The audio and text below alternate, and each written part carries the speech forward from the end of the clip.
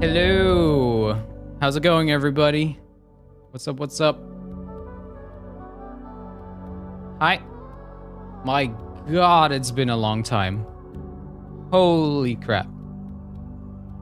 How are y'all doing? What's up, Stealth Mouse? Sumika? Dr. Whom? I see you, Randy. There's a Nyai in the chat. What's up, Dante? What's up, Han? Little Jimmy? Good to see you all. Hey, Radu Rad, how have you been? What's up, Teal ahead? Emma? Dang, look at all these people. So many people. We got a Quitchman. A Quitchman? Unbelievable. Good to see you all. Really good to see you all. Hope you're all having a fantastic time zone. Wherever you are in the world. Thank you so much for tuning in. It's finally time. We listened to all of your song challenge submissions. Hey, what's up, Hardblood? How you doing? If you're new here, every month I host a songwriting challenge, and your task is to make a song based on a prompt that we give you. It's like a creative restriction. And basically, if you're a musician of any skill level, you're invited to participate via our community Discord. A link to that and anything else that we'll probably mention today is in the description box somewhere on the YouTubes. Hey, how are you all? Is there a Ben in the chat? Unbelievable. So today we're going to listen to all of your songs based on this month's creative prompt, which was to do some reverse songwriting. And we're going to give you some suggestions to progress in your musical journey. But before we go on to the listening party, I'd like to thank all of you again for being here and mention that if you're enjoying participating in these challenges or believe in what we're doing here, we also have a really great Patreon platform thing. The Patreon offers a lot of extras, such as monthly creative workshops, original songs, sample packs, and many other perks. And I do all of this without sponsors. It's all you. So please consider supporting that and unlocking all of these perks so I can continue doing all of this. There's two further announcements I'd like to make before I bring Ben on. First of all, we're creating an archive of all the previous song challenges, like the entire song challenges, for the community YouTube channel, the Wave Collective YouTube channel. Now, if you'd like to help out with that, please join and drop your name in the thread in the appropriate Discord channel. I think it's in the Song Challenge channel. You can find a thread there. Secondly, to commemorate the life of our dear friend and incredibly talented musician, Lestes, we're working on a cover of one of their songs.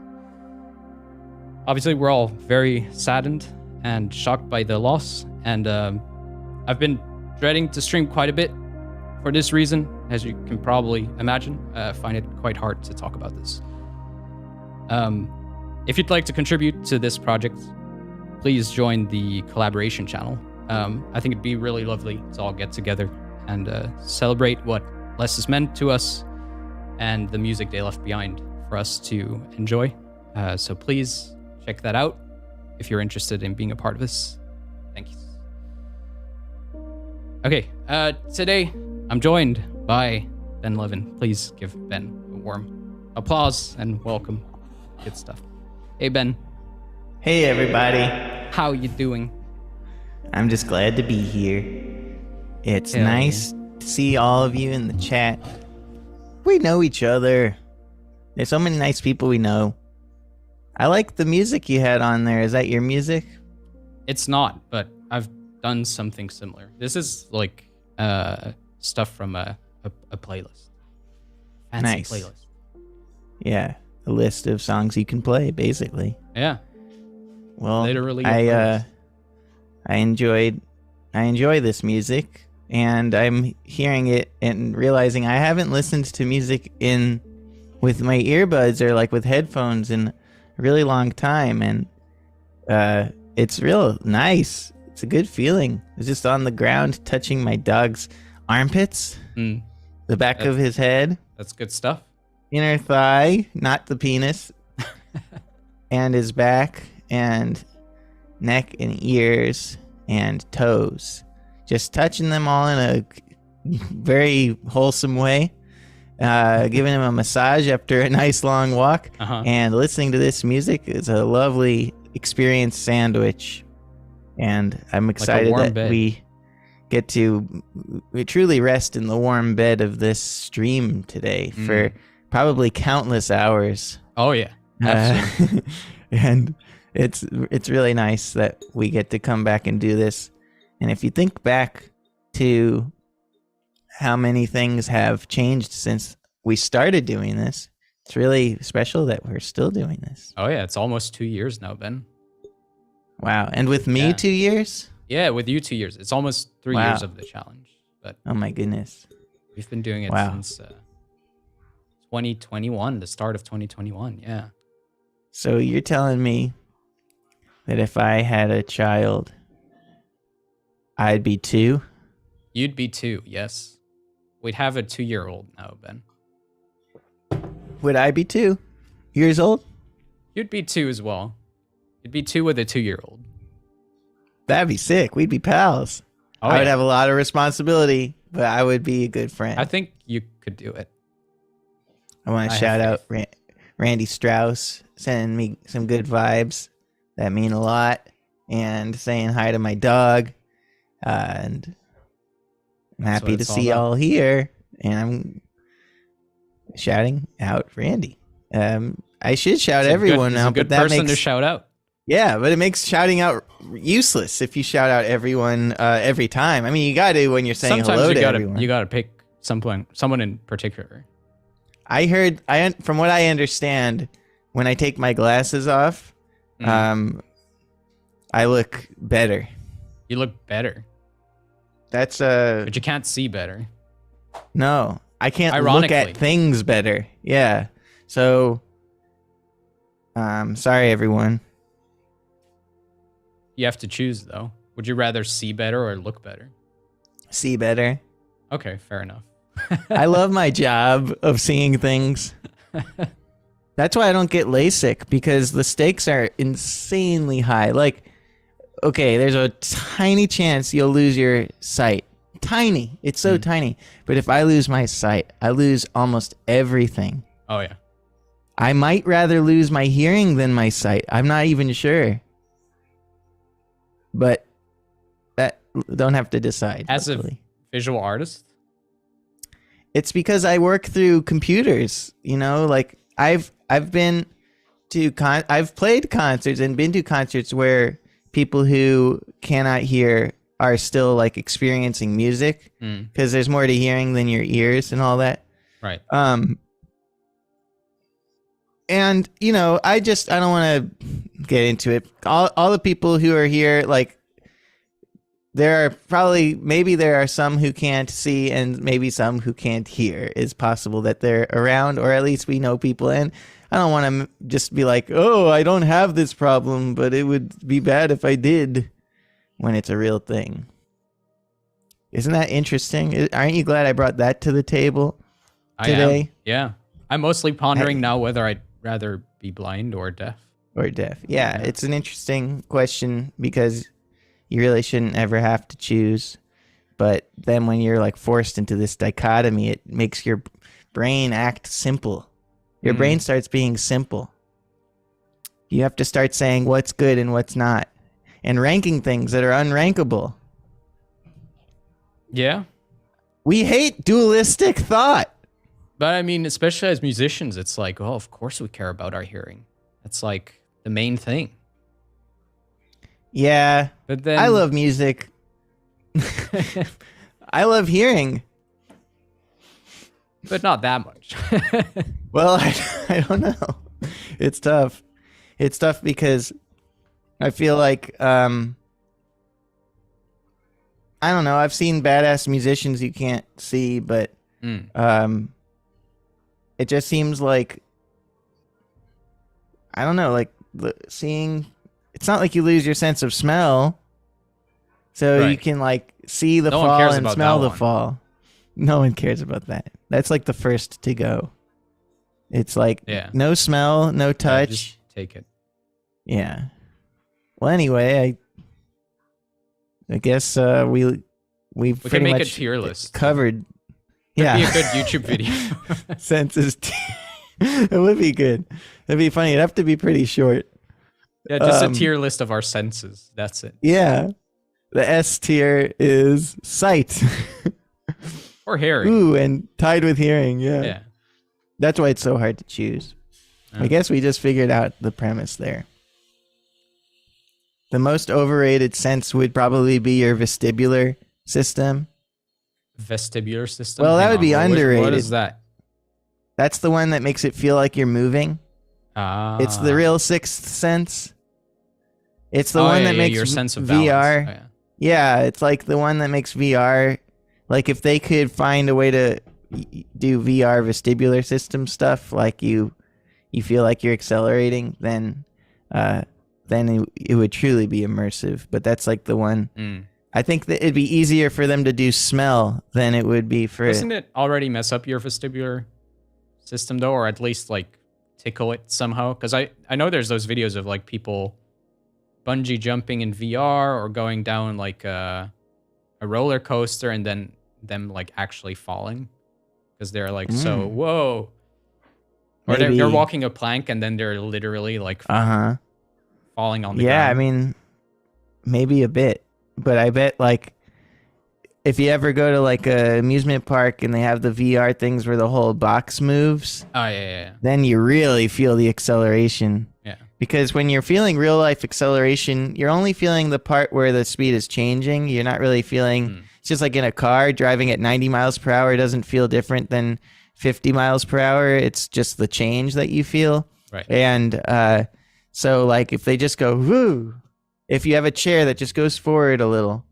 Like if it went forward a foot really fast, you'd be like, "Oh, that's so fast!" Oh, yeah. And they got to get a fan on you. Something that spits some water in your face every now and then. I would love that. That's like 20% of why I got married, and why I'm still married. It's the key to a perfect relationship. It truly is. Thank you for saying that. Thank you for admitting that. Hey, what are we doing today? We're listening to 13 plus songs about anything, but anything? They were written, well, there was no limit on what they could be about, but they were written using an interesting composition technique in which you write a section of a song or a piece of music, a selection of work, and then you reverse it through the DAW and those kinds of electronic modification techniques. Devices. And then you hear the reversed thing, and it gives you ideas for what to write next. So maybe you had a melody that was like, ba dee dee dee dee da da da ooh dee da da dee dee dee dee da and now you have the do da da dee da dee dee da da da dee dee dee dee da, which is a better melody than before actually. So that's a cool thing. Then you can bring over. Let's see if I sang in 440.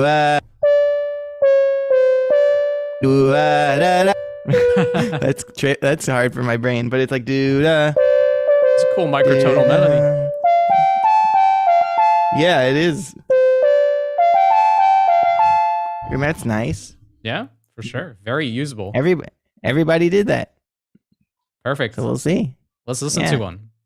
Stealthhouse did a track called An Autumn Wizard. Nice. Ooh. There we go.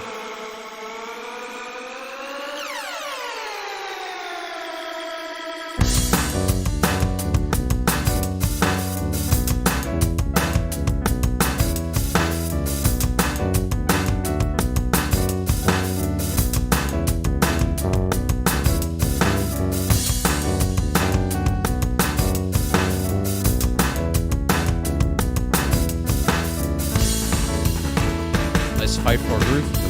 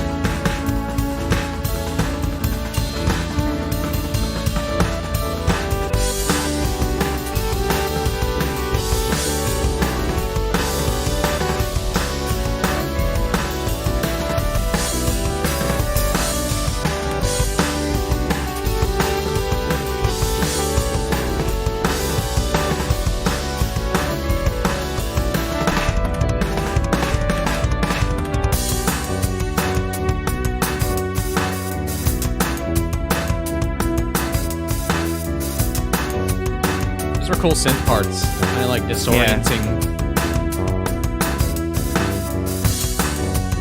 Nice how the pad holds it together.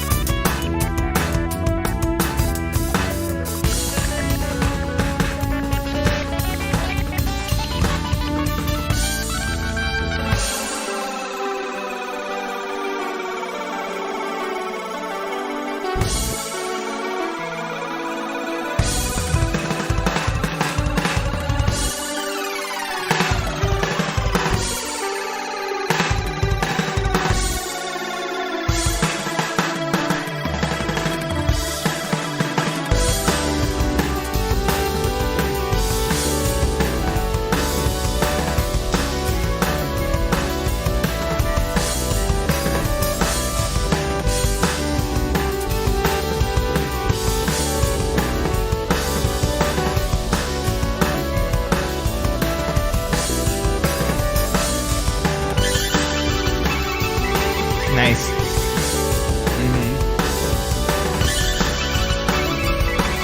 That's a great addition. Yeah, stuff has been doing some really creative synth parts.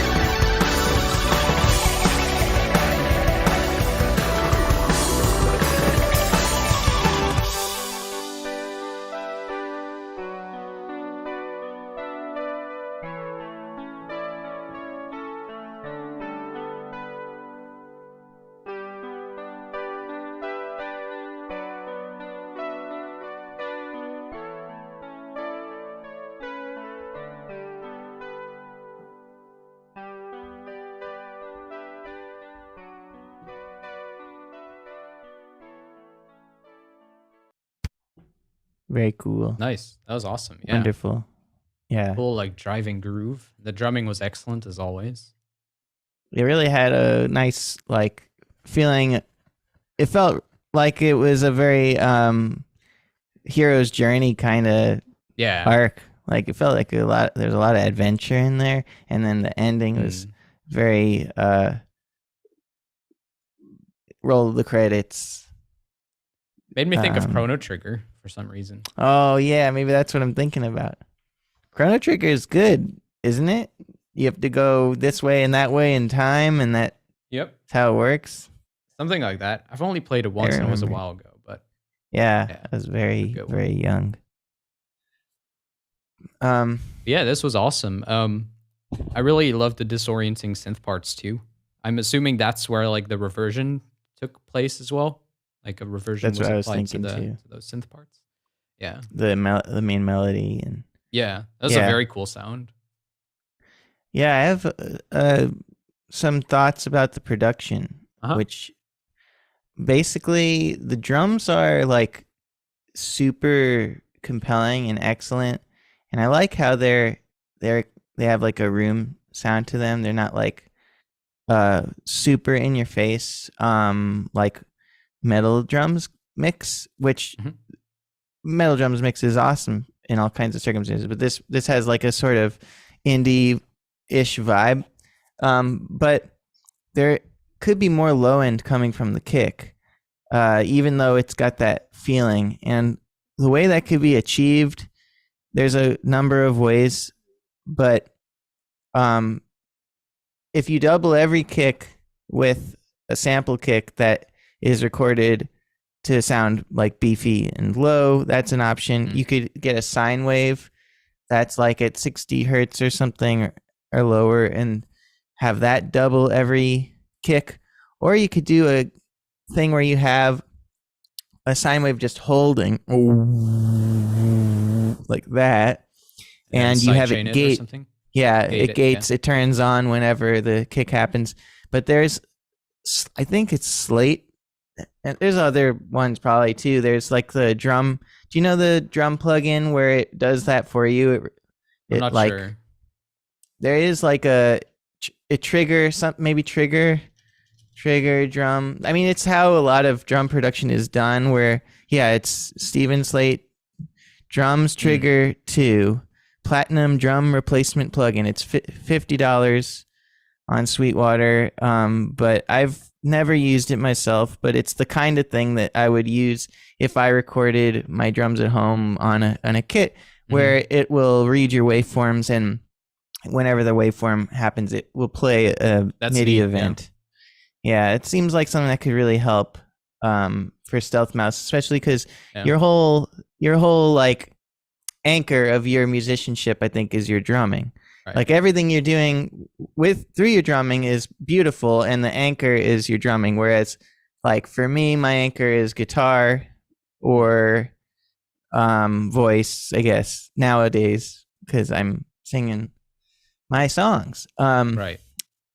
Adam's anchor is bass. Like, we're coming from, yours is guitar. We're coming from something.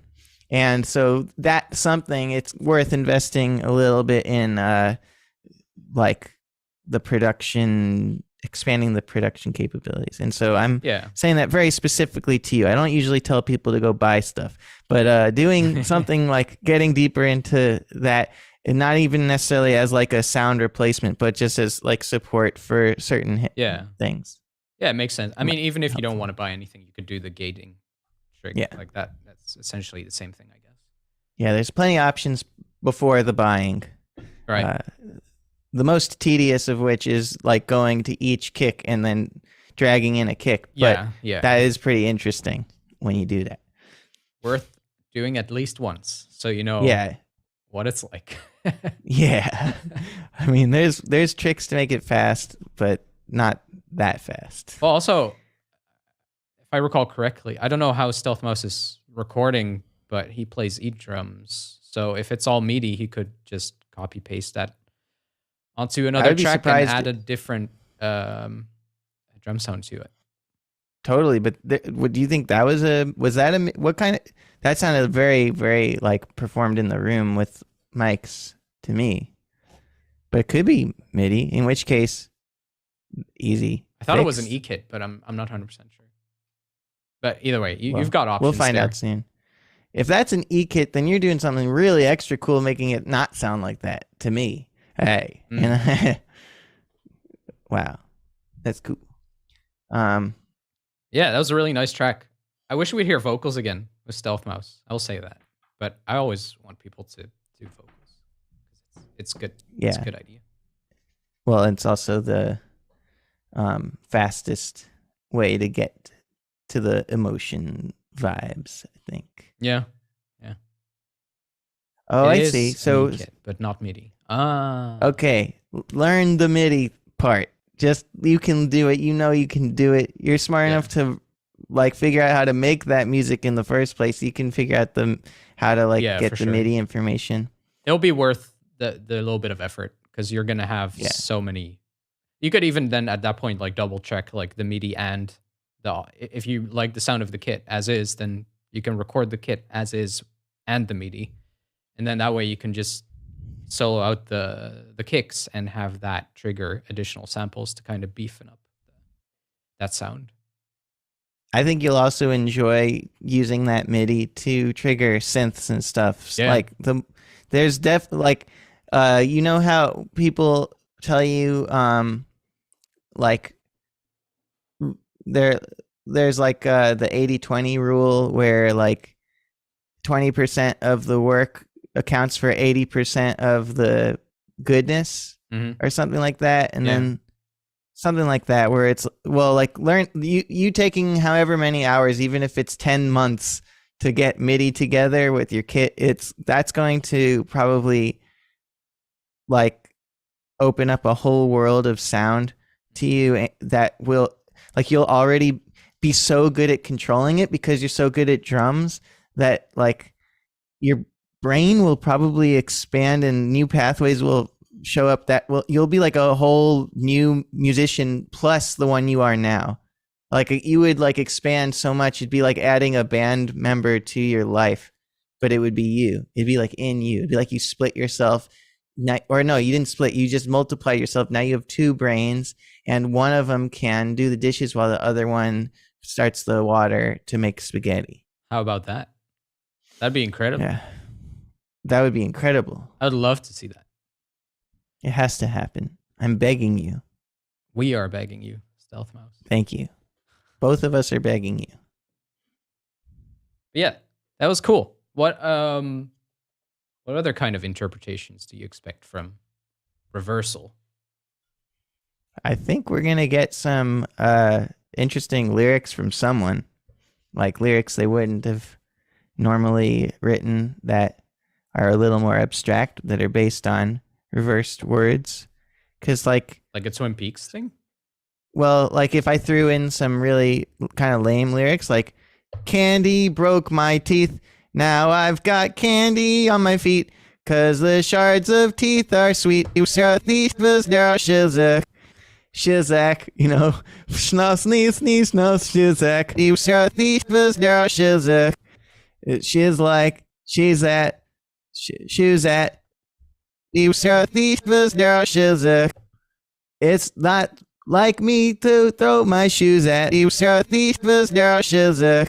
It's not me, it's my shoes that you saw thief was there, Shizak. Thief in my neck, it's not me, it's my shoes that step on my knees and throw that. You saw thief was there, Shizak. Thief in my neck. If I'm a need, you saw thief was there, Shizak. Thief in my neck, if I'm gonna need neck, I'm got wet. You saw thief was there. It's not me, it's my shoes that if I'm gonna need neck, I'll something wet. You know, that's the possibilities there. The possibilities are endless. Yeah. And then double that because you can reverse it. So I do have. That's right. That's right. If you reverse the reverse, right? Because it's like, Sorry, I do have, ma'ams. I do have a shortcut for reversing. It's not me, it's my shoes that leave in my neck. It's not me, it's my shoes that leave in my neck. I don't remember the second half. I'd have to write it down. My brain's not good enough. But it's not me, it's my shoes that. It's not me, it's my shoes that. Now that's good. That's a sound sandwich you've got to try. My shoes wear a V-neck. There you go. That's shoes wear a V-neck. Whole story right there. Yeah, there you go. You could have chest hair on your feet, and then it's like, wait, my foot is a chest? Wait, where are the eyes then? On the toes. How many eyes? 5 eyes. What is that? Some kind of mistake. Not ideal for... God, I lost my sense of smell. Yeah. Yeah. That would make me rather hear than see. If I saw my foot had 5 eyes on it where the toes are. You don't know, though. It might make sounds. I appreciate that. That's, Yeah. Let's not talk about that. Feet wouldn't have good secrets to share, but they'd be telling you. Oh, yeah. Yeah. Oh, yes. Write that one down.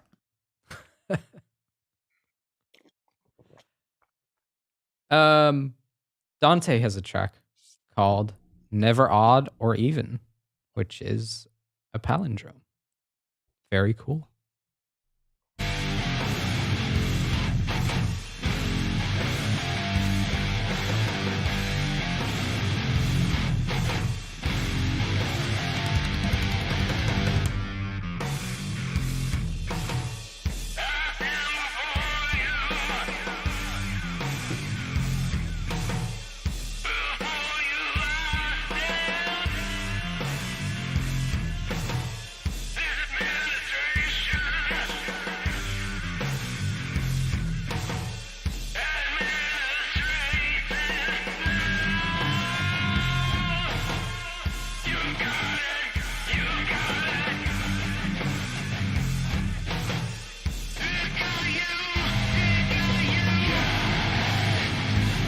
Awesome vocals. Yeah, for sure. Great beefy tone, too. Yeah. Really shows the importance of bass for a guitar tone. Yeah.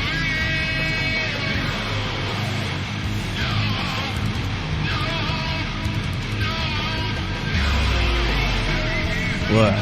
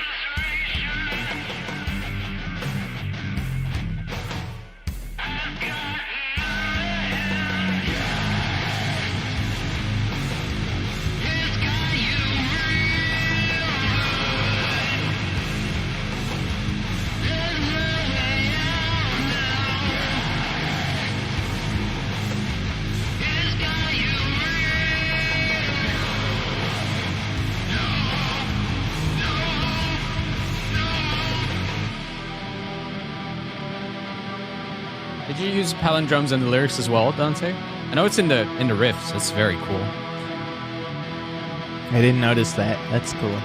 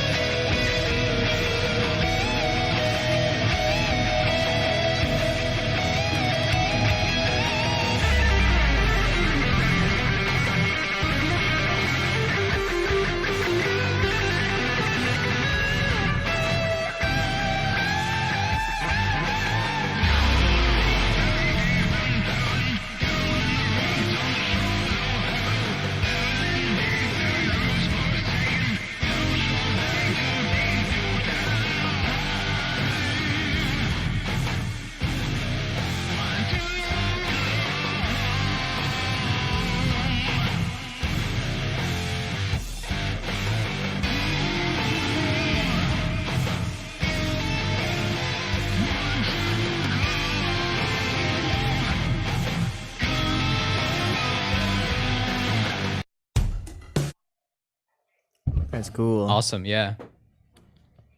Chunky. Yeah, really great Gen riffs. sound, very, very cool.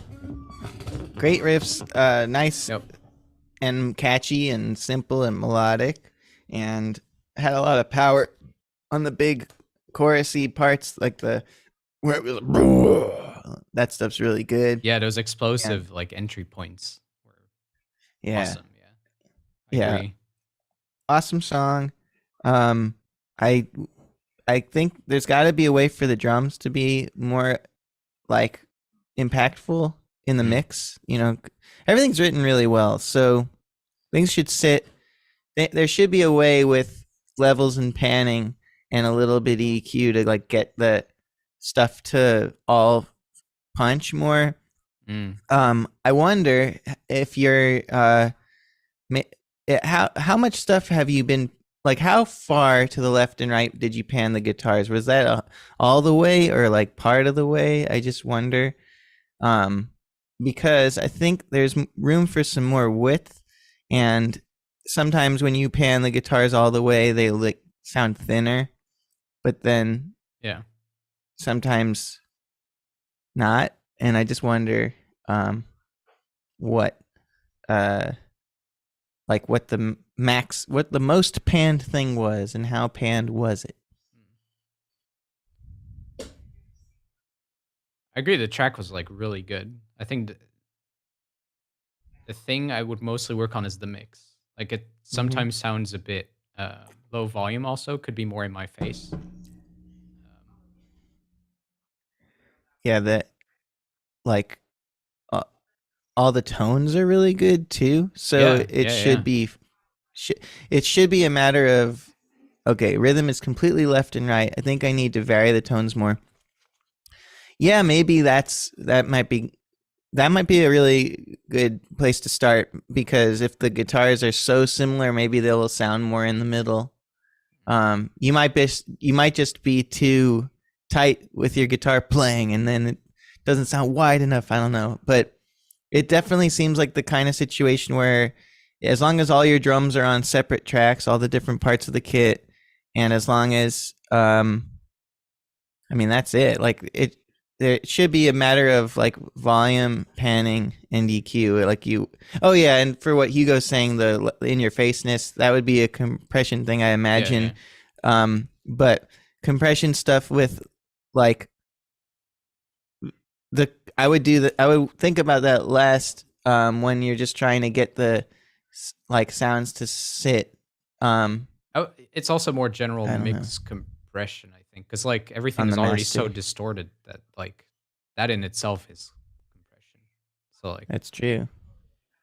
Yeah, it's interesting. I feel like I always like tend to mess this genre up when I'm trying to mix it, and so I end up like going in an industrial direction. Like I'm pretty comfortable 9 Inch Nailsing this, but I'm not comfortable peripherying this. Right. And like the periphery sound is very specific and takes a lot of like tech skill and knowledge too to like get that. But it's like such a thing, and you have to like practice it to get it. Yeah. But I feel like your tones, it could go either way. Like they're kind of in the middle direction in the vocals. Yeah. So it's great stuff. And I think I'd like more of this. This is sick. Yeah. That's great. Awesome. Sounds like you also, what you want to improve. So that helps to have like an ear for what could be better. It helps you to figure it out. Yeah. Absolutely. Cool. Thank you for sending it in. That was great. Hey, let's do one more. Why not? Let's listen to Dead Emails with a track called Slow Burn. What a great name. Dead Emails. Mm-hmm.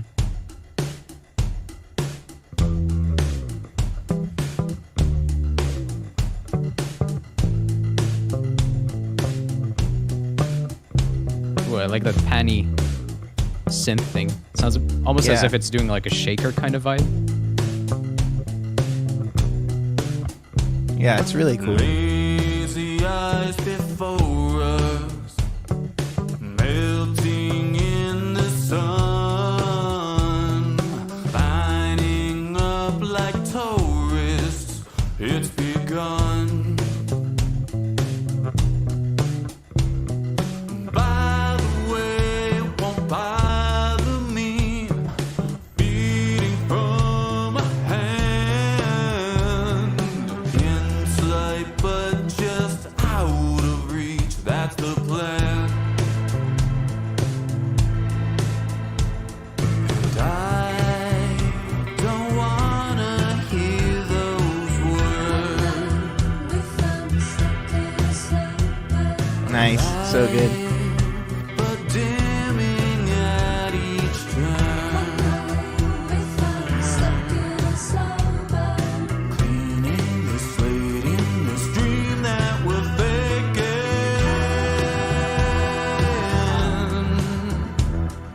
Flip through the wake and be free of your patience.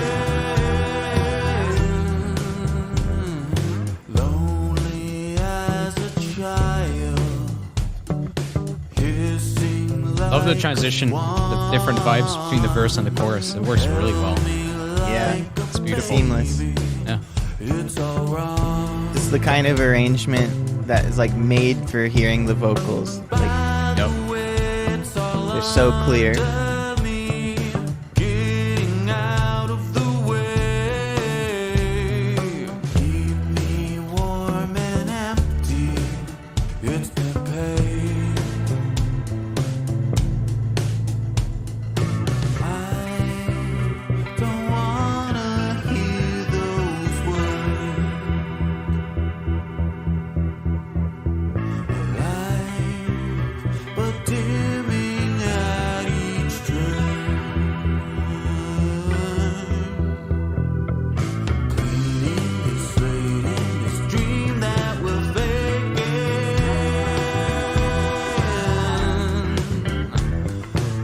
bass is just super solid.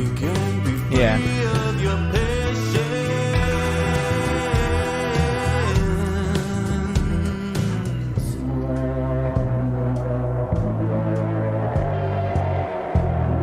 It's also music that suits the vocal, like, actor, like the character of the vocals, like, super well. It's like, Yeah, it sounds like it's written for his voice. yeah. You know how sometimes you write pieces that just kind of, you can't really sing them? Yeah. It's Spot on. like Leonard Cohen is great at that, you know. This reminds me of Leonard Cohen a little bit.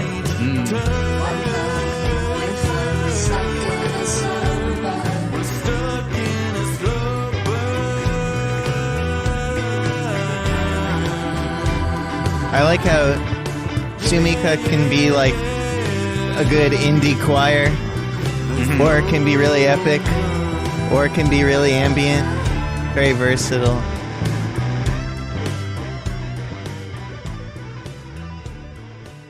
And then we don't have to hear the amazing solo. That's some confidence right there. Like, this is happening, but it's not important. Bye. That's cool. That's a tasteful Very cool choice, style. honestly. Just fading out As soon guitar as it solo. starts. Like, yeah. You have to practice so much to play like that. Yeah, And it's like, and then just yeah. That's cool. That's cool. Yeah, that was great. That was really, really good. I mean, solid pop song. All the ingredients are really there, right? Like, Yeah. I mean, it's an excellent lesson in mixing. Is so much of mixing is the arrangement, yeah, and that vocal couldn't be so easy to hear and so like detailed if there was excess reverb, or the stuff was all panned in the middle, like that cool percussive synth was just here, and if the bass and guitar tones were like super full all the way, like the bass had its little area, the guitar had its little area. And I think it's like common to hear people talk about like little areas with EQ, but what I mean by that is if you were to solo a track and it just sounds so full, you could easily be like, that sounds awesome, because it's just this full, lush sound. And it is awesome, but when you bring in something that overlaps with part of it, let's say like if I were to sing like this, like, hello, my name is Ben, and that's my name. Hello, my name is Ben, and then I tried singing like, that's a bop. like, yeah. hello, my name is Ben, and that's my name. How's it Hello, going, my name is Ben, everybody? and that's my How's name. it going? They like fight each other, but I can be in the same pitch range and be like, hello, everybody, what's my name? Hello, everybody. It's still like, it's still like in that area. Hello, my name is Ben, and that's my name. Hello. Or if I got this kind of voice, it's like it's not as full as this voice. And it just got like a very narrow band. Hi everyone, my name is Ben, and hello, this is music. Hi everyone, my name is Ben, and hello, this is music. You can really hear it. Yeah. That last one. It's still very distinct from the rest. Now you can hear them both. Yeah. So like with a guitar tone, if you're playing full bar chords with all the strings with distortion, that takes up quite a bit of space. And then with EQ, you can get rid of some of the low, some of the high, or whatever, make it less space. Or you could just play a smaller chord in the first place. And so this arrangement does a lot of the work of the EQ by through the writing, through the way the parts are written. So they're written already with that space in mind. And so for one last It's almost example, as if it's more important what you put in than how you process it. yeah. Mm-hmm. I think so. I think it guides you on how to process it. If you have a nice balanced parts, it like leads you to good decisions. When the parts are like super in conflict with each other, then everything's about fixing, which can be hard, but it can also work out just fine. But if you were to like write a part in the first place, like doom doom So that's low and out of time. And then this is high and like you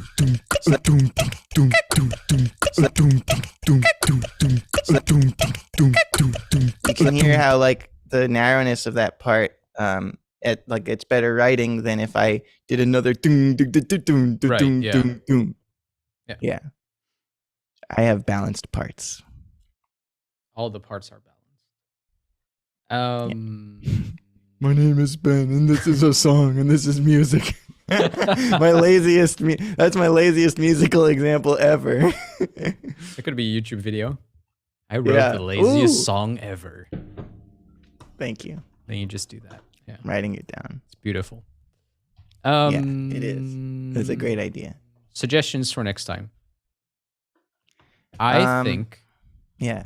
You this do it. could have higher harmony parts / melodies. As in, the arrangement is like really good and it stays interesting throughout the track. But I feel like if you just add like verse 2 comes around, and then of course chorus 2 and all that afterwards, you could even just duplicate a layer you already have and just put it up an octave. Because it adds something to the track that kind of sounds fresh, or it's like a little bit something extra to keep momentum going throughout the track. I don't even think it needs it, but I feel like it could improve it even more. When I have a track like this where I can't think of anything necessarily to change, I like to give people something new to try that they haven't tried before. And I think this piece was written with, I'm guessing, with Sumika in mind. It was such a perfect collab in that way and really took advantage of like what they could do together. So my challenge for you is to do that with someone else. Is to like, Oh yeah. You know how all these people's music, you get in the vibe now, you know, is there a, you know, Quitchman shaped hole in that you could like write to have that Quitchman shaped hole, and then Quitchman can fill it, or, you know, just like to find somebody else and do it again. It's lovely. It's wonderful. Yeah, The collaboration stuff is I'm realizing now, the more I like have students like and talk to people about like what they feel is missing in their musical lives, the collaboration aspect of this community, it's like easy to take for granted, but people are starving for this. I feel also like each time we see collaboration, that's when like the most growth kind of happens. People take so much out of that experience of learning from each other and working with each other and all that. Yeah, last time there was like a trio that did 3 different pieces. Was that last time? I think. Yeah, there was like you know what I'm talking about. Yeah, the collaboration with Quitchman, Bloodheart, and Witch King. Hell yeah! High five for that memory. That is excellent. Yeah, that was really cool to see, because there was 3 really distinct pieces, but they were so fresh. And yeah, look at that. Great memory there, Hugo. I mean, Hard Blood. Yeah. I said Bloodheart, I think. But that's still good. I mean, this is the reverse. It was the prompt. Yeah. That was intentional, by the way. Yeah, you did it in live action. Exactly. You were just like, Bloodheart. And that was like this. When there you go. That's exactly what I did. Thank you for admitting it. Thank you for bringing it to the light. That's what I do. Oh, bless you. Thank you for blessing me. Final Perigee. We have a newcomer with a track called Song Chow, which I assume is short for Song Challenge.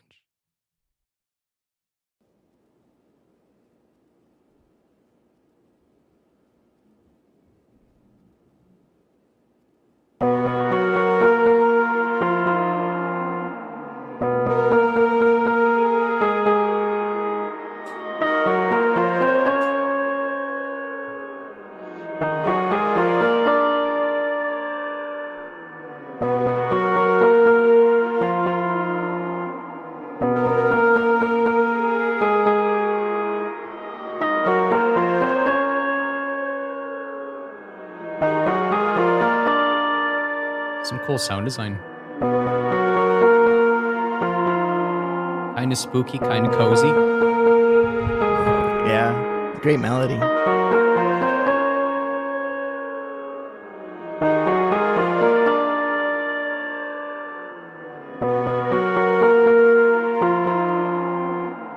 Very patient too. Mm-hmm.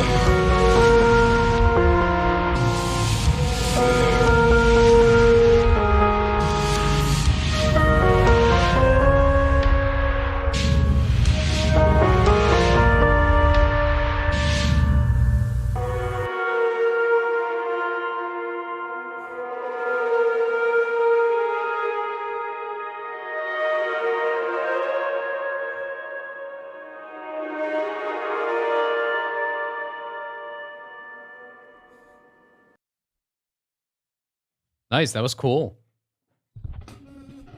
Very Super lush cool. sound design, like beautiful soundscape going on.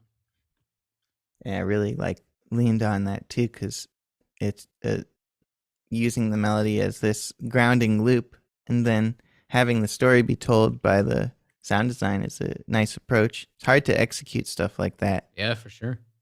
I usually want to do, I'm like, now the melody will play another note, but nope, Mm-hmm. just those notes. It's impressive to still like stretch it out into like such a full sounding piece, just through how the soundscape around it develops. Yeah, that's cool. Well, this is your first track, and I have heard you sing, but you did not sing on this piece. So what I would like to hear, you can guess it. Next time a song with vocals. Because I'm actually curious what you would do here if you added vocals to it. Like either as like another background element to like add to the soundscape itself, or if you actually had a vocal that came in and took that spotlight from the melody, the repeating melody, and used that as its backdrop. I think it'd be cool to hear that. Now, of course, you don't have to do it with this track, but for the next one, see what you would do. How would lyrics work with this? What would you sing about? And how would it like maybe confirm or change our interpretation of how we now connect to this song right now? If I were doing it, I would have the lyrics and vocals be like pretty not repetitive and be like pretty dense, like a lot of lyrics, and somewhere between a monologue and a song, and then at the end double the melody with the vocals over and over again cool. with like this is the moral of the story, like drive some point home. That's cool. Over and over. But you could do that, but you could do another whole other thing. Yeah. I don't have any other real thoughts here except maybe that you could it's kind of a funny thought, but you could do some phasing stuff with the melody with itself, because I noticed there is a little bit of that where the melody and the reverse of the melody and like some other instrument playing the melody, they're like together and then not as together, and depending, and that's part of like the coolness. And you could do like phasing where they become more and more and more not together, and then eventually come back around to being together. Right. Yeah. If people don't know what phasing is, it'd be like if you had two loops that were identical, but one is just a like millisecond later each time it loops, so that eventually it just like sounds like it's impossible to like simulate this with my voice. I guess it'd be like dut dut delete delete delete delete delete delete delete.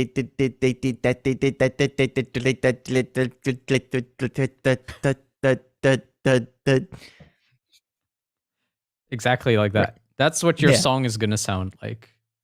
Yeah. That's what you have to do. And nothing else.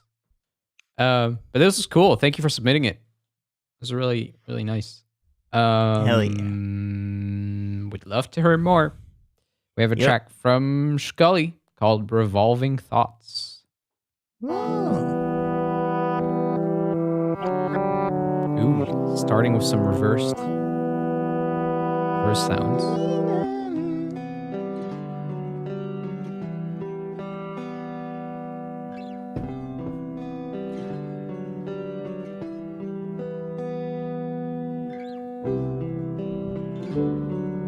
Really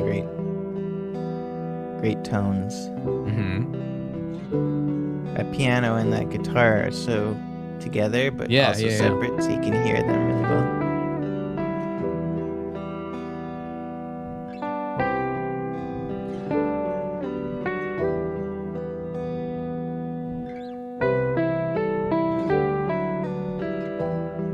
It's a really great lead tone.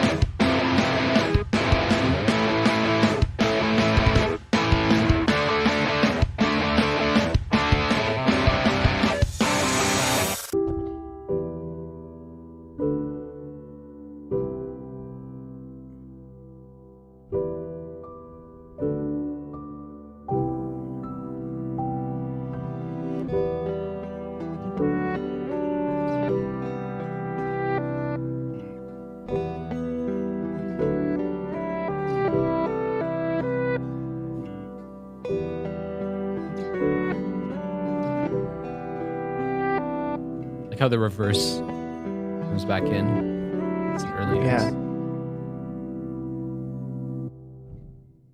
Lovely form. Yeah, that's cool. Well done, Scully. Yeah, like the tones are so awesome in the A sections. Like before the metal stuff, that you've got such an unconventional. It's like it is normal to have guitars, but it's a very unconventional way that the guitars are working together. And I love that. And then when it switches to the heavy metal stuff, I feel like the drums are a bit too far back. And I would wonder, it sounds like that maybe there's compression on the drums that are squishing it a bit too much, or maybe they just need to be brought up in volume. But I would, for more impact, I would suggest like listening to some references for how the drums and guitar sit against each other in that genre, because I think the drums are like louder than you would think. Sometimes it feels like the guitars live in the drums. So you can imagine if the guitars were one of the drum heads, like if you're playing drums well, no individual part of the drum kit takes over. And so you can imagine, like, all right, well, what if the guitar was part of that kit? Right. I felt like the guitars could use a bit of bass. It's that thing where oftentimes the tone of the guitars, kind of what we talked about earlier, it's like partially like the bass as an instrument, not the bass in the guitar, as in the low frequency spectrum, adds a lot to what the guitars end up sounding like in a mix. And I felt like I was kind of missing that there. And it's not a matter of like, oh, just dial in a tone that's bassier, but it's really just a matter of like adding an actual bass in there that gels well with what you're doing there with the guitars, because they work really well together. I'm just kind of missing that lower end that a bass would give you. Yeah, at that first entrance, especially. Because once it got to the stuff, I could hear more bass. But yeah, like at that very first entrance, I had the same thought. I think that was coming from the guitars, though. I don't think there was a bass in the track. Oh, really? Cool. Yeah, so that could help. And then like when you get to a you need the guitars to be tighter than humans normally do to like for that production style, I guess. I mean, you can play it that type, but it's like I think even the tightest rhythm guitarists ever, like still like on recording, they still edit that stuff to be like, you know, inhumanly tight. Because I feel like inhumanly tight is more of a mixing necessity than it is like about showing off how tight your band is. But like in order for two guitars and bass and kick to like play that rhythm in unison and have it translate as like impactful, there's got to be such a small amount of flamming. Yeah. Whereas like that sort of part, there can be a lot of flamming. Like there can be, the rhythm doesn't have to be perfect for straight up strums, but for these micro that stuff's got to be like rhythms. Yeah, you got to be. It's got to be like on the grid. Yeah, just for the mix. Yeah. Not even, you know. Yeah. Yeah. But Cool. It's awesome. I also really great piece. It was a great piece. I really liked also how the intro, the exposure of the piece, like it really just exposed your interpretation of the reversal concept, and how you took that over by then having a guitar part that kind of plays it, the reverse part, but then like by itself, like non-reversed. That was really cool. Yeah. Yeah. I loved the intro guitar, the guitar lead in the first non-reversed section was so nice. Yeah. Han Peduncton says, I was always saying, pump up the treble in the 90s scene, but it never took off. I think that'd be funny to be like, more treble. Yeah, people are like, instead of being like, they're like, just want that, I need more that hiss. More hiss. That'd be funny. More hiss. More pick scrape. Hell yeah. Pump up the mids. Please. Scully said, to be frank, I was on a highly time crunch this week, so even getting a track out was a challenge. Well, congratulations on it. Yeah. I don't think it necessarily, I think it's often the case that less time is better. It's not always the case, but like. It's often the case. It's often the case. Yeah. I can attest to that with my video upload. Yeah, it's interesting, Hugo, because it's a thing that I think you think about when you think about like yourself as an artist. Like the upload like frequency is something you definitely want to improve. I hear you mentioning it, and then when I look at your videos, they're so fucking good. They're so good. So I feel like, you know, what you can do is just upload a little more. I don't think you have to upload a lot more. Right. Just upload a little more, because they're really good. And that's like, sometimes it's easy to overshadow like I'm always talking about how important quantity is. But it is like there's still like this, you got to look at what you're making. You're making like really sleek, well edited videos. I mean, yeah. Well, it's definitely stuff that like, if I had a week, I just wouldn't be able to do this. Yeah. Which means you could probably... That doesn't mean it has to take 6 months. You could do a different kind of video for like I don't know. I saw something interesting because people often say, you want your videos to be like 10 minutes or something for watch time or whatever. But but there's an interesting point to be made about making your videos the right length. Whatever the length is that speaks the topic, because if you have a channel full of videos that are the right length, people are more likely to watch multiple videos across the channel in a sitting. But if you think about isolated videos, it's like, well, I want them to watch for a long time, but like, what about channel watch time? Like, that's a thing too. So just keeping like, you could make 2-minute, 3-minute videos consistently, and as long as they were really compelling and adding to people's life, then maybe that would be stronger for some hypothetical channel. I guess in that case, also it's more likely that people watch more of them. Yeah, because they're shorter. But like Mr. Beast videos, for instance, I think he's has the most subscribers of any actual YouTuber. Right. His videos can be pretty long. Like they can be like 20 minutes, or they could be like 8 minutes. And I think he generally is making the videos like the right length for whatever is happening in them. Yeah. And they're like, it's easy to get in a Mr. Beast binging loop. Like it's easy to stop doing whatever else you were doing and keep watching his videos. Oh yeah. Because I think that's partially just because they're all the right length, but also there's other things at play. Like they're really Do you binge surprising. much YouTube, Ben? Lately, yeah. Because I'm getting ready. I'm getting back in.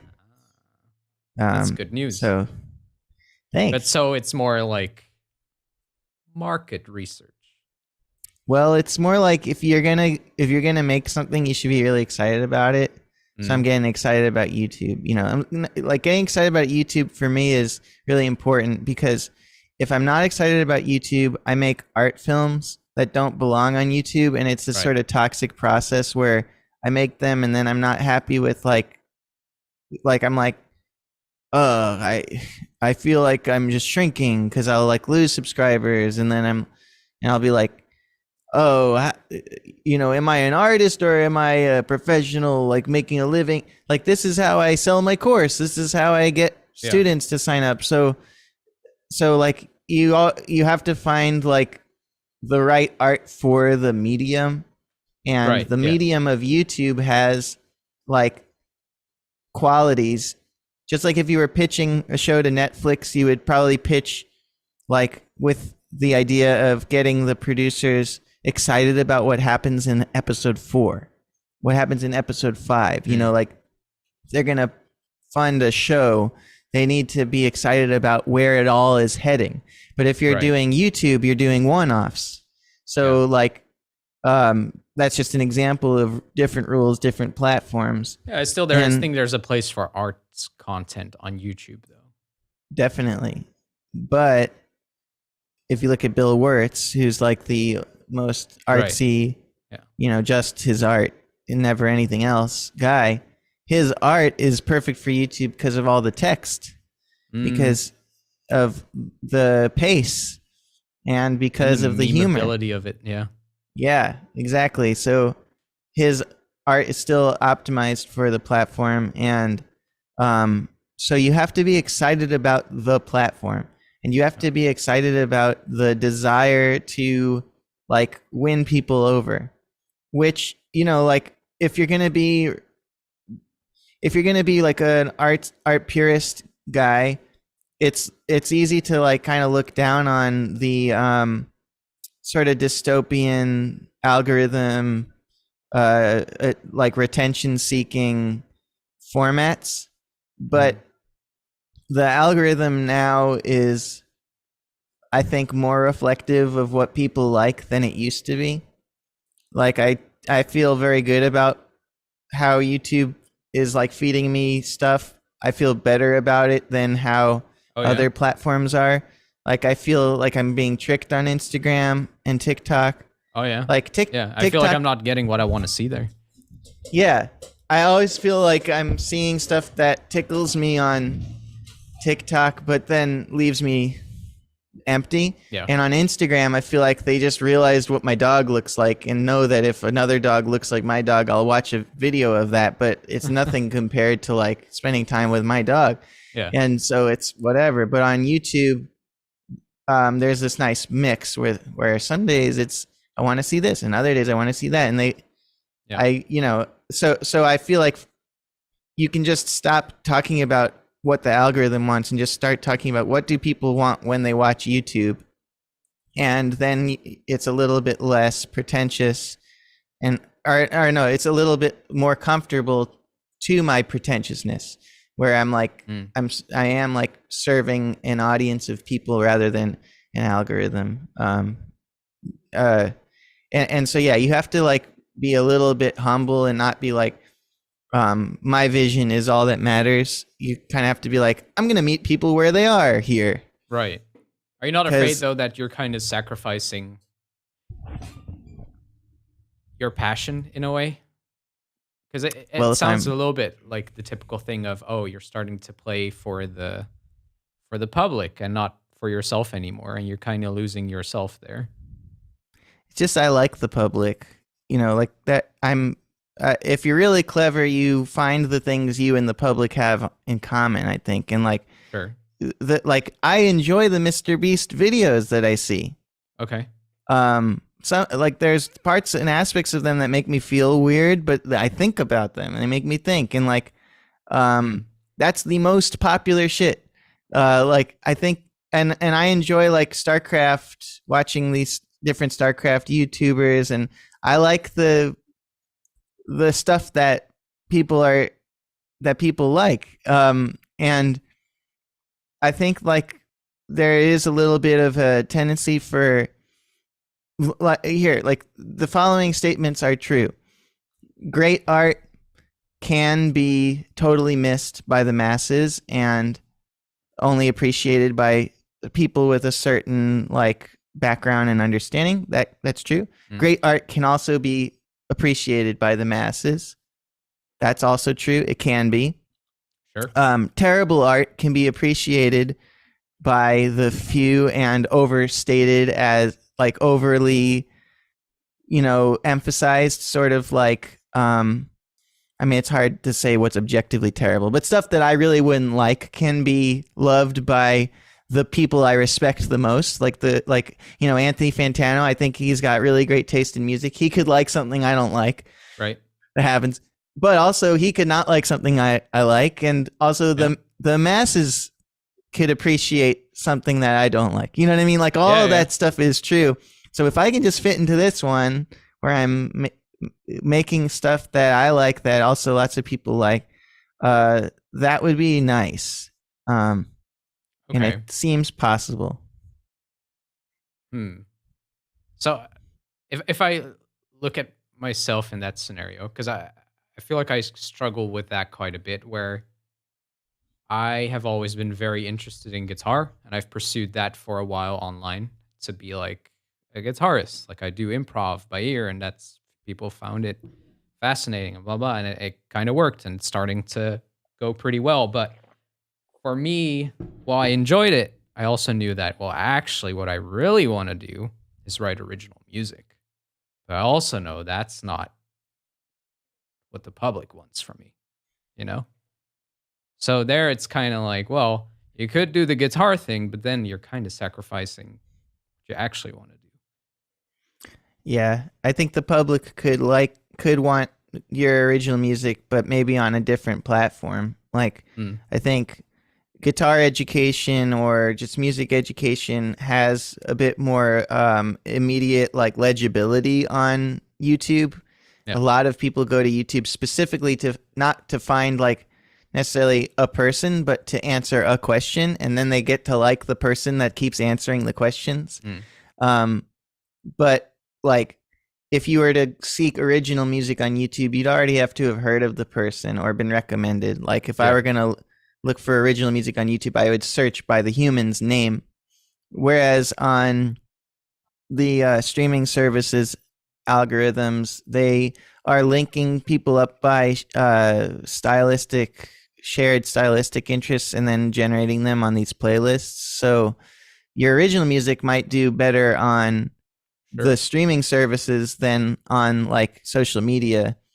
And the only way you would find out if that's true is through like quite a few releases, like over time, and also by doing what people tend to go to different platforms to do, doing that there and pointing them to your music. Like, it's an incredible magic trick to be able to get people from TikTok to Spotify, Tidal, whatever. It's difficult. People do it though, and they're like sometimes literally asking, like they're like making all these videos, and then like they will be like I know a million people are telling you to listen to their music, but this is different. You have to hear this. My album is called P. Nothing's like it. It's just P. P-E-E. And like, that's literally a TikTok that I saw. And then you watch the whole thing because you believe her at the beginning. And it's called P. So whatever, it's like, if you have a combination of like putting the art where it has the best chance of making sense, like it's all about legibility, right? It's like people instantly understanding what is there. Like, so like you put it where it makes sense, and then you do the things that make sense in reference to it. Then I think you can lead people to your art. If all you did all day was make tracks in 2022, that would probably mean you are also like doing commercial work or working for some clients, and the revision process and all that other stuff, that can be incredibly draining work. And there you are making tracks all day, making music all day. So I think, there's always like, in a way, it always seems like there's a sacrifice at the same time. Like you got to do a secondary thing to make the other thing work.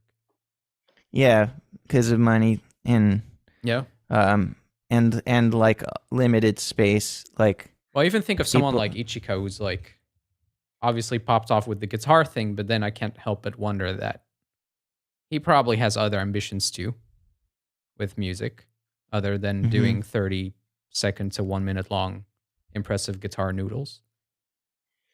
But in a way, he's incredibly pigeonholed in that concept. Like, that's what people want from him. If he came out with like a song with like where he also sings and he has like a band and all that, and it's not the flashy math rock influenced stuff, people probably don't care all that much, I guess. It's possible. It's likely that people's expectation would be that if they heard an Ichika album, I mean, because he does have a band and they do have an album and stuff, but like people I didn't would even know expect. that. Yeah. Well, yeah, but it is what you say. It's like Ichika playing like you'd expect, really well, really amazing stuff. But like, if you're right, if Ichika made an album that sounded like Neutral Milk Hotel, because that's where his heart was, it would not, resonate on the platforms that he's currently on the way that he currently does. And that's true. I imagine like, that. I think I'm just very worried with that kind of like, it's more of a recent realization of just that concern of like, well, am I actually doing what I want to do now? Or am I still subconsciously trying to get my foot in the door somewhere and kind of playing to a theater? I think sometimes wanting to do it comes after doing it. Like, I think it's just fun to make creative choices and be good at something. And that becomes very expressive. So like, if you were mostly drawing people by vlogging about making your music, that would be like Adam Neely's gig vlogs are a real pain in the ass, it seems, because he's on the gig and then he's also filming the tour and like, but also it's a craft, and I know he's proud of it, and like and the more you get good at it, and like the faster you get at it, and like suddenly all this new expression comes up and you can make really compelling stories, and it's like that's just something you like that you didn't really think you'd like or didn't know you'd like. So like I think what I would like to do if I could, if you could be like, all right, you do have to make well, it's interesting. Like if I didn't have to make money, what I'd want to do would be different than if I did have to make money. It's kind of weird. But if they're like you have to make money off of something, I would like to think it would just be, I'll make albums and cool like videos. But I only want to do that for money if that means everyone always loves what I make. Because when I make albums and videos, I don't really want any negative opinions. I don't really want anyone to say anything besides they loved it or they didn't have anything to say. They just didn't check it out. Okay. Like, so maybe I don't want that to maybe I don't want that to be like my main source of income because then I have to put it, then I have to care about the criticism. If I didn't have to make money, you're able now to not care about it though, because I imagine you still care. I'm pretty good at not caring, as you could probably tell from my latest video and like some of the stuff I make that's clearly not. You're not supposed to put that on the music channel, like I do care. I just am good at like not letting the care overshadow the overshadow the actions. But like I also see that there's something valuable about going in many directions, because eventually people expect you to go in many directions and then you're allowed to. But if you only do the same thing because it's working, then you can have incredible success. But I think it's sort of like a feedback loop. And like the longer you go, the louder it gets. Like the more times you do the same thing, the more people expect it. So if you're always doing something different, and maybe like that's becomes your thing, is people expect you to surprise them. Yeah, that's and they true. just but it's always like it's always hard to tell what we really want, because we're very bad at predicting how we will feel. So maybe like it's just, you just get surprised. Like you try your new idea and get surprised. Yeah, I guess that's also true. Like you got to try it out before you actually know how it will like actually end up existing in the world, and how that will impact you and how you feel about it. Yeah. I got an example real quick. I know it's been a bit, but oh, this is interesting. I like this. Well, I made my new EP and it's done. It just hasn't been mastered, and I haven't had time to like make the video for it yet, but it's done. And it's really special. And it's really true to this year. And you've heard like two of the tracks at least. And it's good. It's like really special. And making it and putting it out, it's important to me. I really want to put it out, and I really want to make it, and I'm glad I get to do it. But I showed it to my parents, and my dad fell asleep, and my mom didn't have much to say. And in the past, they've been like really serious about, oh, we're going to hear his new music. Like they've raved about it and like been like really excited. Now I don't think they can keep up with how much stuff I'm releasing. I'm just putting out so much stuff on all these platforms. They don't have the notifications, or like they don't know what it, like. And so, yeah, it's just like another thing that Ben made, and yeah, that kind of hollowed me out. Yeah, I can imagine. Yeah, yeah, and it's interesting because like if I had put out the video and the album, and lots of people were like, "This is so like raw and like shitty, and like the production on this is like so dry, and like his voice sounds so strained, and like all these people, I probably would, it would be weird if that was the majority of the comments, but I think that would affect me much less than your parents, people who are close to me. Yeah.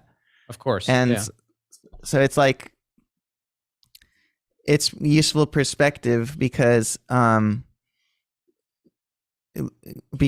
like you can, there's all kinds of ways to fail and all kinds of ways to succeed. And I wouldn't have thought that like I could, feel like the failure feelings about something so good. How do you feel? Because you've pursued improv quite a bit. You're obviously very good at spontaneous creation and coming up with jokes or music on the spot and all that. How do you feel that has that helped you with caring less? Being able to kind of be in that zone like that. Yeah, because you have to flip embarrassment around into humor. Yeah. So you have to make your failures relatable. And then when you can, like, that's like a good artist's sleight of hand thing, is when you feel vulnerable, getting people in your corner, and appreciating you for taking the risk.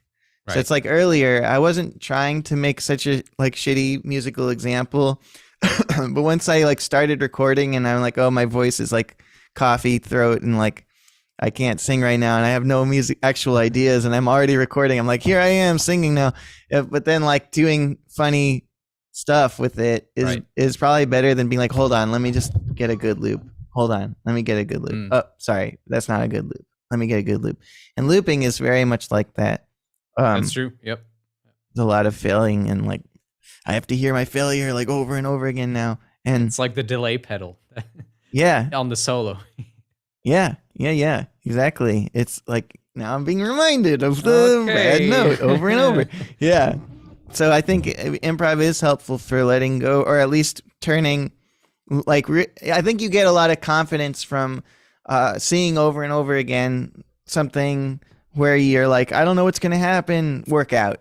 It's just like if you're a parent or something, or like you have a big responsibility and you're always worried that you're going to mess it up. Just seeing over and over again that you're not messing it up gives you more confidence. Right.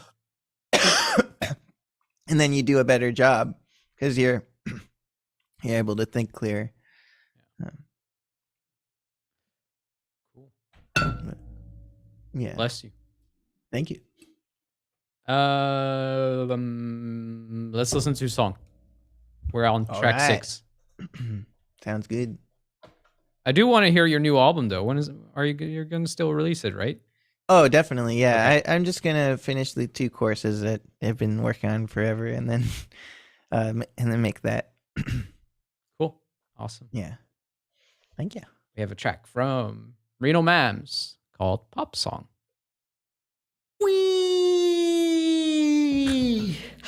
Today, we are gonna write a pop song.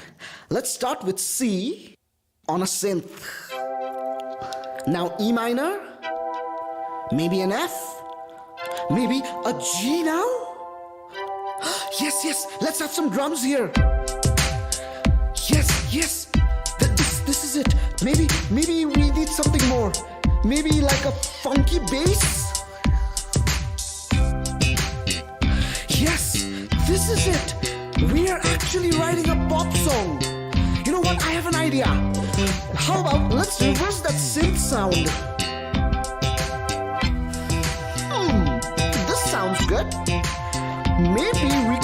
to the bass too? Yes, I think this is the right direction. We are going somewhere. Maybe let's do that to the drums too. Oh my gosh, this is it. This is it. This is the groove. This is gonna be the pop song of the What century. are you doing, Mams? You were supposed to write a pop song. What are you doing, Mams? All these reverse sounds don't make a pop song. Who was that? Let's pretend we didn't hear that, okay? We're grooving here, right? Right? You know what? Let's groove even more. Let's change the time signature to 5/4.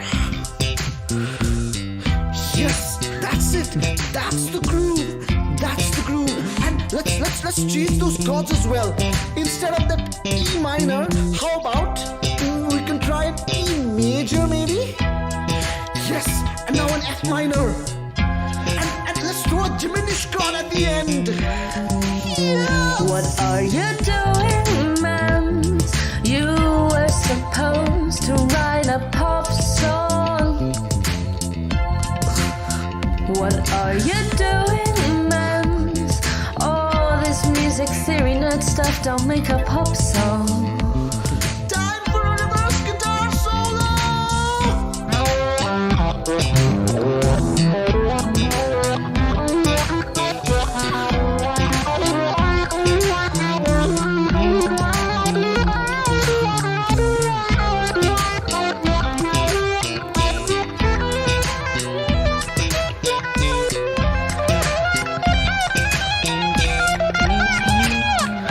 Now, it's time for a bridge. And you know what? Bridges are kind of supposed to be different than the rest of the song. So let's do one thing. Let's stop this groove for now. Let's have a harsh noise section.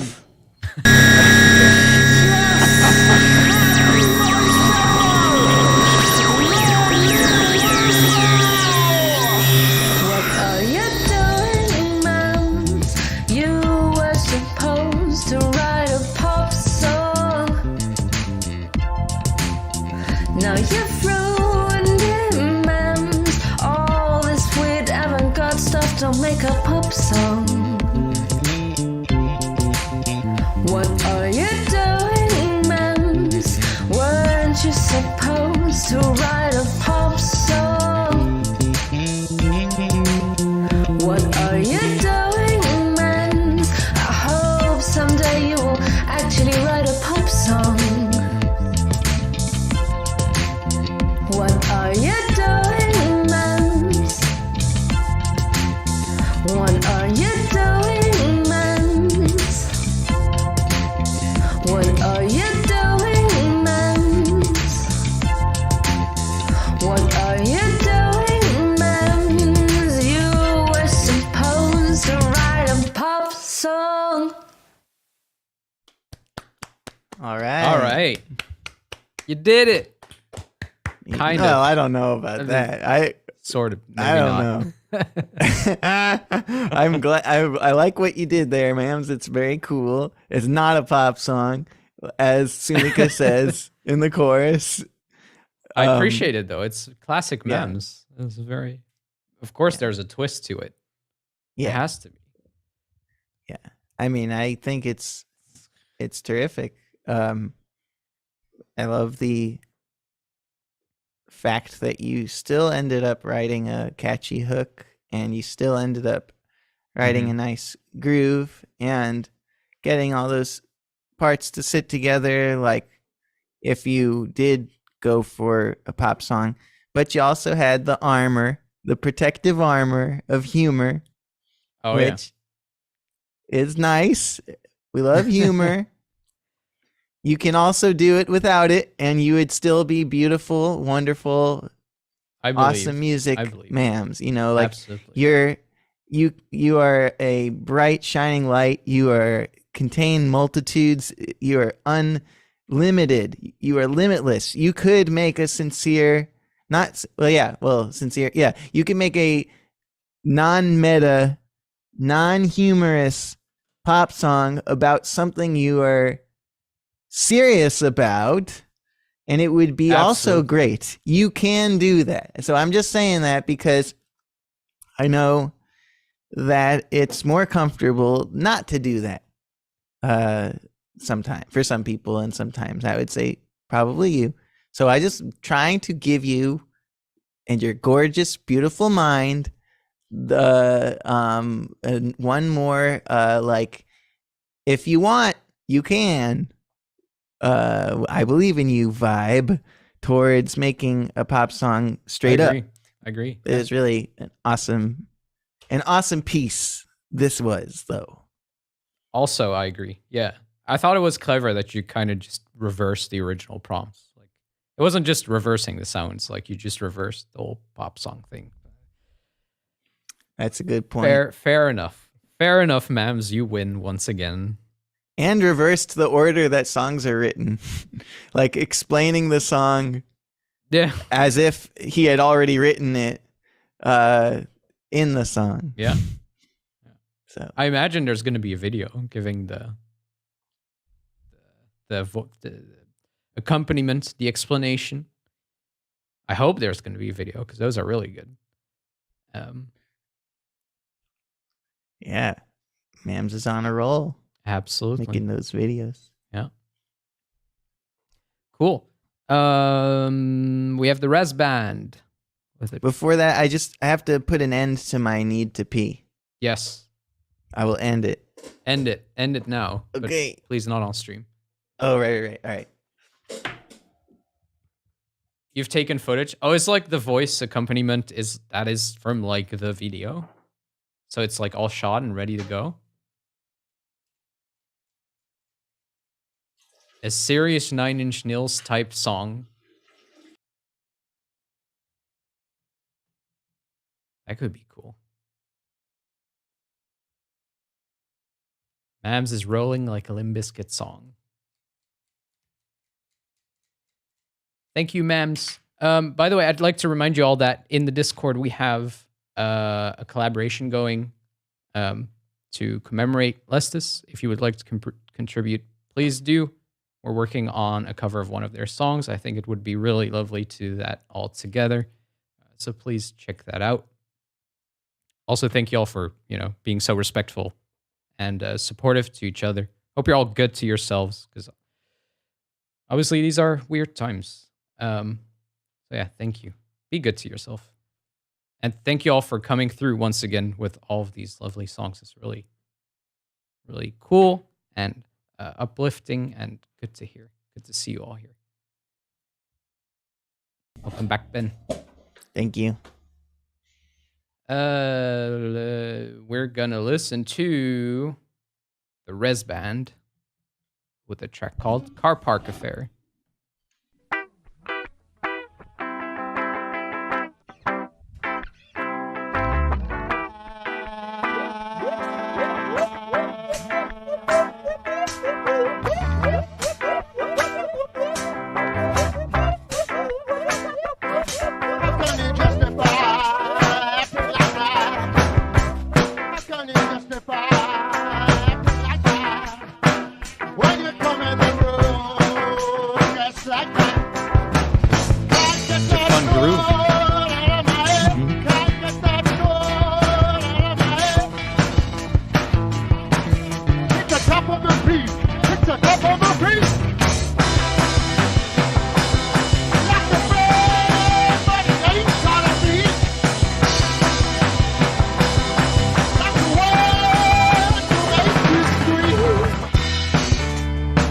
Well, that could be beautiful.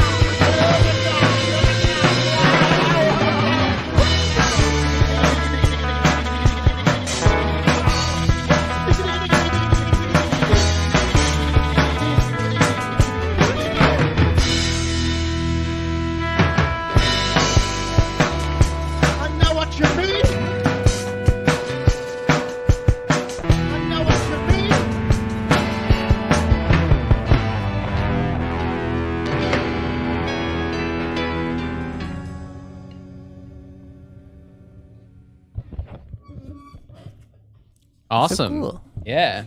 Always a joy to hear the Res Band. Yeah. It just sounds so fun. It's super enjoyable process. Hmm. And were the guitar riffs were written through the reverse method, I'm guessing.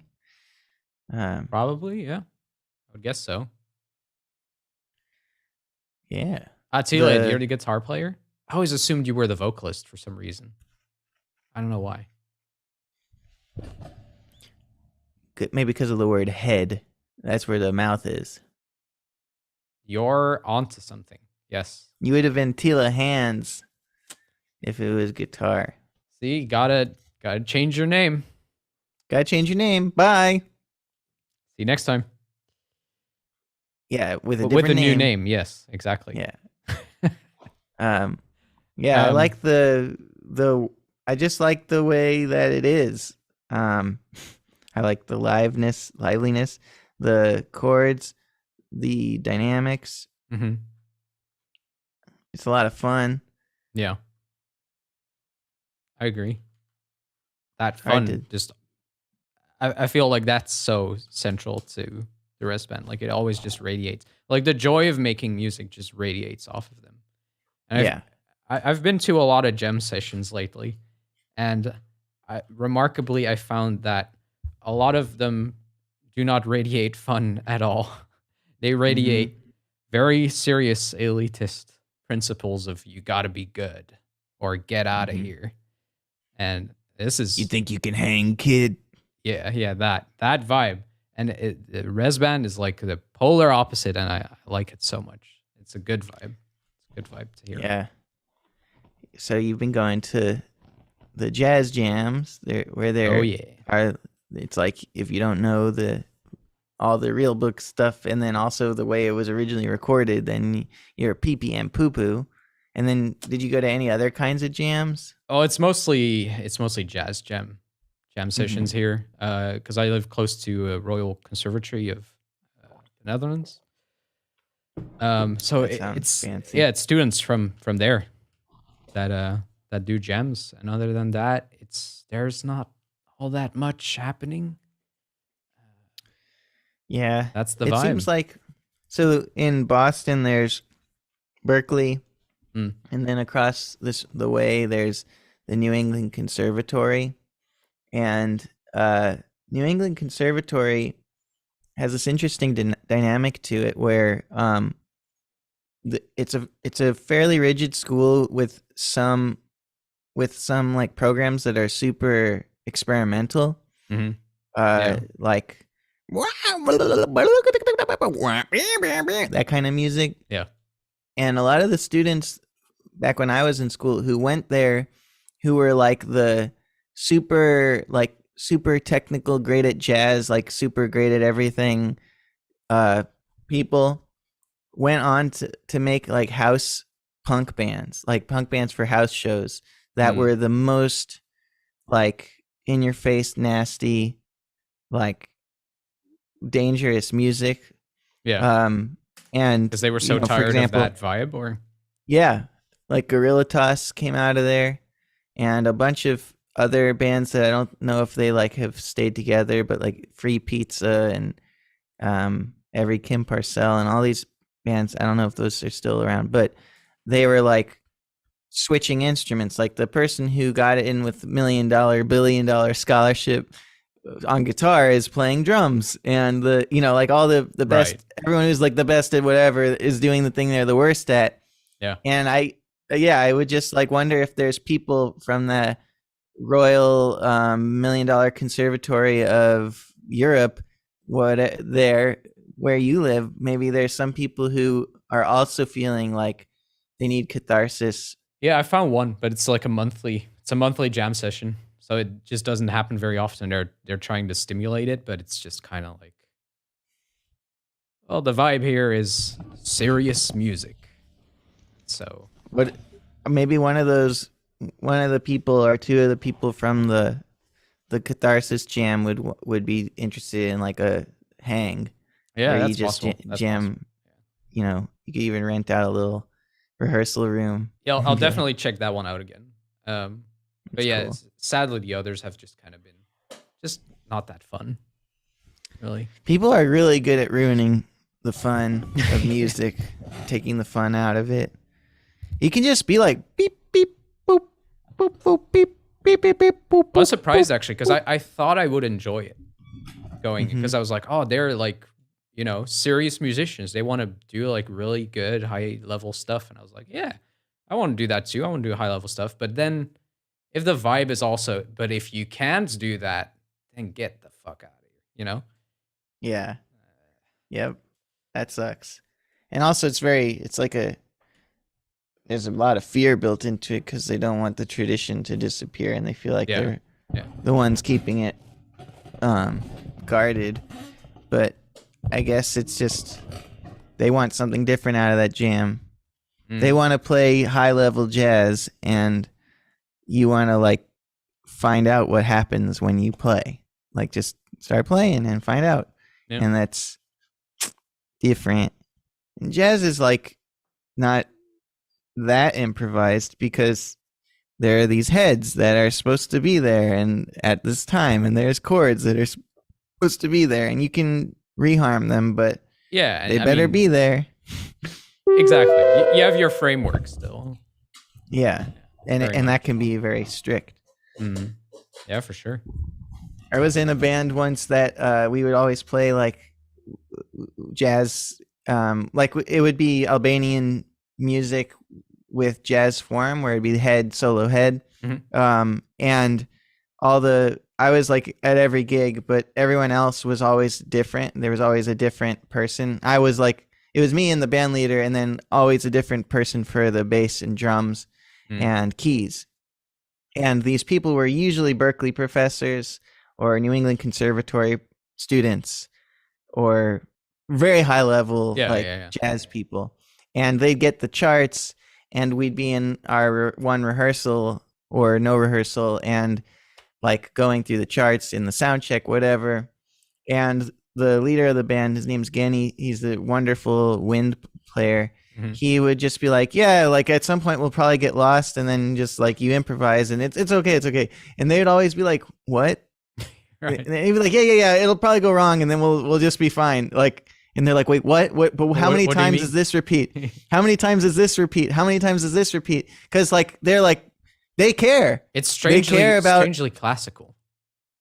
Yeah, it is. It's well, they are really good at reading. Right. So they expect to show up and see a chart and that's their safety because like that's one of the things they're great at and that's why they don't need a rehearsal and they are really great at it. It's not even like in their heads, but then they see this chart and the chart has holes in it and the chart doesn't say how many times to repeat or whatever and Genny will just sort of like and then but it was so funny because like I'm not that good at reading, so I would get lost, and then I just start improvising, and then Genny would be like, yeah, I'll just start improvising too, and he would just go off, and then they'd be like, where are we? And it's very not jazz of them, and I'm good and they're bad. There you go. Exactly. Yeah. Exposed live on stream. It was The jazz really is fun. a fake. Yeah. Thank you. Well, I've also been listening to a lot of like John Zorn stuff, and I've been researching Fluxus performances and just more wild like improv like that. I don't know, that kind of stuff just seems way more fun and adventurous than what the hard jazz is doing. Yeah, it's definitely a response to to that stuff. But like Love Supreme, the whole album is on just like one page of music. Right. The score for Love Supreme. It's, John Coltrane knew how to let go. Yeah. I think. There's a lot of people who are great at both and they just maybe aren't maybe they're overtaken by the vibe and the mindset of the room in general at the jams. Like some of those people must want to just go off. I would imagine so. I think ultimately it's like just a culture of what has been cultivated and then it's kind of just maintained. Yeah. Like, I can't imagine people actually being that strict where they're like, yeah, this is just what I want to do. Yeah.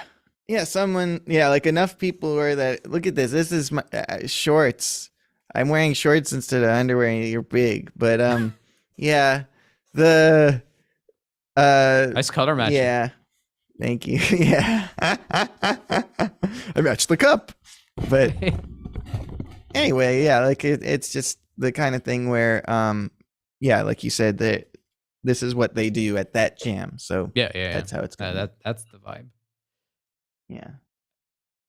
Improv seems scary to you, Emma, because you're scared to mess up. But that's kind of the thing. Like, it doesn't matter.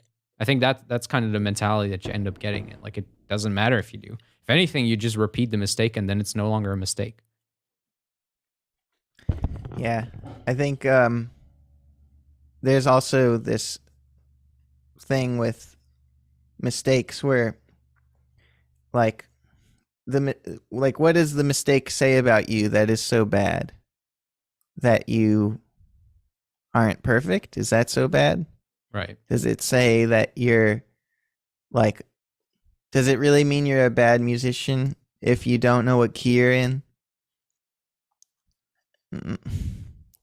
Not really. If once you do know what key you're in, or like once you find your bearings, you're expressive. Like, I think there is such a thing as bad in music. I think bad is when you fuck up the vibe, when you like bring everyone else down Right, and out. yeah. That's very bad. Like like really bad musicians, you're improvising with someone, they do something and you give them the side eye. Like what'd you do? Like, why'd you do that? Like, that's fucked up. Like, come on. That's very bad musician. Mm. And you're going to make shitty music that way. Oh, yeah. And you're going to scare everyone off. Your band's going to break up. Good way to kill the vibe. Yeah. Yeah. What's the key? Thank you, Kuchman. That's very helpful. Excellent.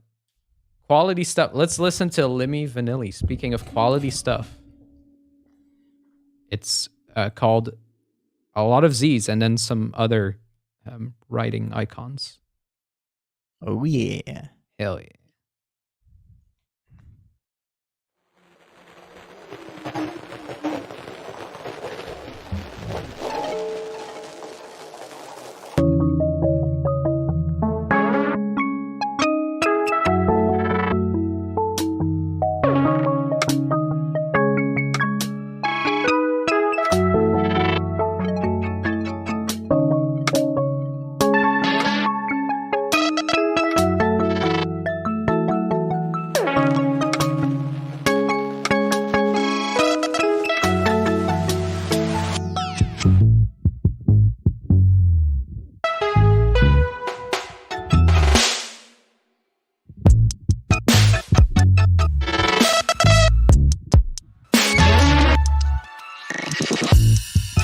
Ooh, those synths make me happy. That's fun.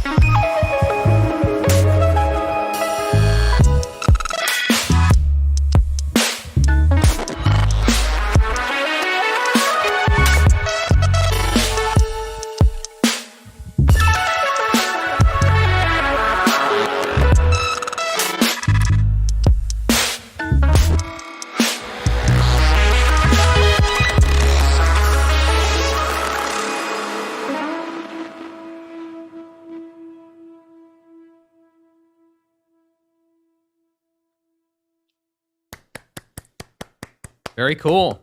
Very, very cool. Love the use of the moments of silence, like how they interrupted the synth parts. Like it created such a more interesting, complex, captivating rhythm that I really liked in the piece. That was awesome. Yeah. I often talk about like writing arrangements that work like lots of little pieces of an engine working together to make one big thing. And this is such an incredible example of lots of little things adding up to one big thing. And my favorite aspect of this is that what like some of the sections were like missing some of the pieces, like some of the engine sections were started out, they would like reveal themselves like a few pieces at a time, and they were the pieces that didn't like make the groove super clear. They were like ding ticka, boom bum boom, and then more pieces come in, and then you're like in the groove and you're like, how did that get me here? And it's so cool. And the sound design's so great. Just the very first couple seconds, you got hissy high end going into this dark, like boom, round stuff, and very surprising. Yeah. Lots of twists and turns, and really satisfying tension and release just from timbre. Just the timbre creates a tension, and then the next timbre is the release, and you don't even know there was tension until you hear the release. It's just constantly propelling you through. And there's long, patient stillness and lots of openness, but it never feels more than usual than what we've heard in previous tracks. I feel like Lemmy explored that silence more in this piece. That was really cool. Yeah. Super cool. Yeah, that's and you can really dig into the tones, and then the climax at the end is so great with the arpeggios that as they reach their end, they get more and more like this really cool distorted thing happening. It's a really, every little movement in Lemmy Vanilli's productions is always exaggerated to an extreme where you feel so much impact from all the little details. Right. Like it's not just going to be sounds so intentional too. It's like every timbre is like thought of. Like there's a reason why it's that way. It's not just, oh, here's a tone. Yeah, it's not like here's the synth melody. Yeah. It's like here's how the synth melody is going to like change and like twist through everything that's already there. Like the kind of like morphing quality of the instruments. So nice. Yeah. Lemmy Vanilli says it was way too busy at some point. I deleted a bunch of stuff to make it better. Good decision. Great. Yeah. It's so cool. That's a good call. Yeah. I am always like I think Tila had said it really well, just like how do you even make this music? I always feel that a little bit, like I'm not sure where I would start if I wanted to make some of these sounds, or a lot of them. I mean, I know there's like plugins like Stutter Edit, and there's like the random glitch plugins that are really cool. Well, I think the thing is a lot of the process happens in, I don't know if this is true for Lemmy, but I've been interested in making this kind of music for a while, and I've always found that people may have just sound design sessions just like you would have guitar practice sessions. So you would just go for sessions where you just make sounds, and then you have a huge library of sounds you've made that you like, that you can then use as like your building blocks to put together a piece like this. I don't know if this is how Lemmy did it, but because I can't really imagine sitting down and like, okay, I'm going to make a song, and then you have to first design every sound while making the song. Like that's not really a process that leads to a state of flow, in my experience. It sounds like a lot of fun too, to focus on just making a sound. It's like a jam session, but with synthesizers. It's really cool. Lemmy says no glitch plugins used here. So yeah, what? So, Lemmy, do you have like a bunch of modular stuff? What's like- the process like for you? I mean, what's like? Yeah. Do you have sound design sessions, or do you just sit down and do what I said I would never do? It's possible. Well, I love asking questions to the chat. Yeah, and just then we have to waiting. wait for 5 minutes. Yeah. I'm not going to talk till you say something. Started with an There you hour of go. messing around with reversing stuff. So like a sound design session, kind of getting source material, and then you have your building blocks, I imagine. But how do you get things to be glitchy without glitchy plugins? You can chop up things. Like if you want to make like glitchy stutter edit type of things, you would kind of zoom into a waveform and make like micro cuts. That's a pretty good way of doing it. Or then like grabbing individual little chunks and reversing them or manipulating them. So you can create glitchy sound effects like that by just zooming in on a waveform and just making micro edits like that. And then you're doing a separate filtering through some plugin, some filtered thing on top. A lot of manual edits. Yeah, that's what I thought. Yeah. Well, good for you. I'm not just being sarcastic. No, it's I great. mean, Yeah. Yeah. It's just like If you're interested in that stuff, Ben, there's fuck, I'm gonna look it up. There's a producer on YouTube who has done a lot of tutorials in that style. Who does a lot of I'd love to see that. sound design. Is it all stuff. Ableton? He works in Ableton, yes. But you could technically do it in any DAW because you can just zoom into a waveform and chop it up. Fuck, what's his name? Is he friends with Andrew Wong? And Yeah, yeah, Bull? No. Why do you have the word bull in my head? Is it Mr. something? Mr. Bull? Mr. Daddy? Can't stand this. Yeah. It's not Yeah, Mr. it would be Bull. great. Lemmy Vanilla is saying I could try to put together a workshop or something, but my workflow is very inefficient. I would love to see your inefficient workflow. I think an inefficient workflow sometimes is Mr. Bill. That's what it is. That's what I Mr. thought. Bill. Yeah. Okay, I got to check out Mr. Bill. Yeah, I've only heard amazing things about Mr. Bill. If you made, because an inefficient workflow is sometimes easier to understand, and then, yeah, like it works though. It's so good, and you're able to make songs for these challenges.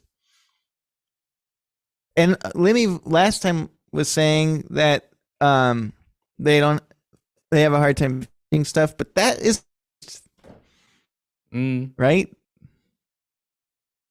Yeah, that'd be awesome. If you want to do a workshop in a Discord or something, I think a lot of people would be very interested in that.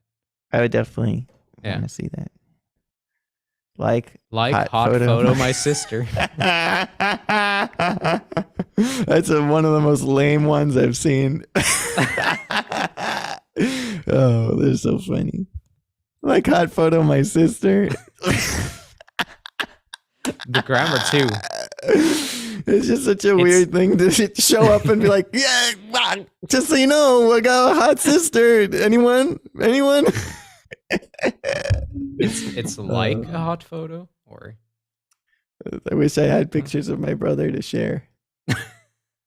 He's got pictures on the internet, but they're on Facebook, I think. I haven't been there since the last time I was on there with you, I think.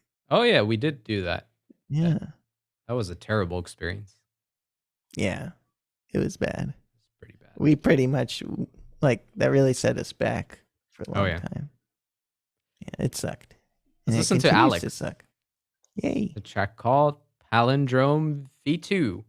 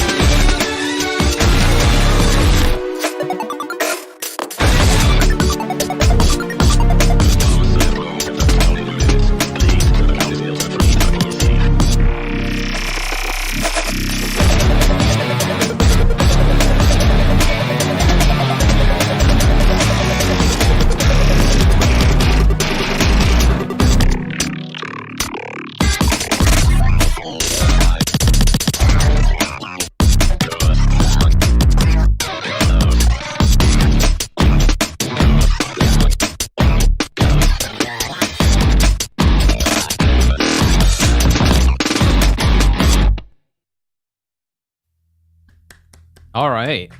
That was sick. Yeah. That's awesome. another one where I'm like, I don't know how to, I don't do that myself. I would be like to do it, but I don't know how. It's really good. I wonder how you layer that guitar. How do you? 'Cause that's a great tone. Got a great guitar tone. Really like that. Yeah. Learning a riff backwards there, so No. that's cool. Very cool. Yeah. Reverse the riff, then learn it backwards. I feel like there were some IDM influences, like there's some square push really leaking in there. I don't know if you listen to that stuff, but it's very nice. I like it a lot. I like this one moment where there's a like like a or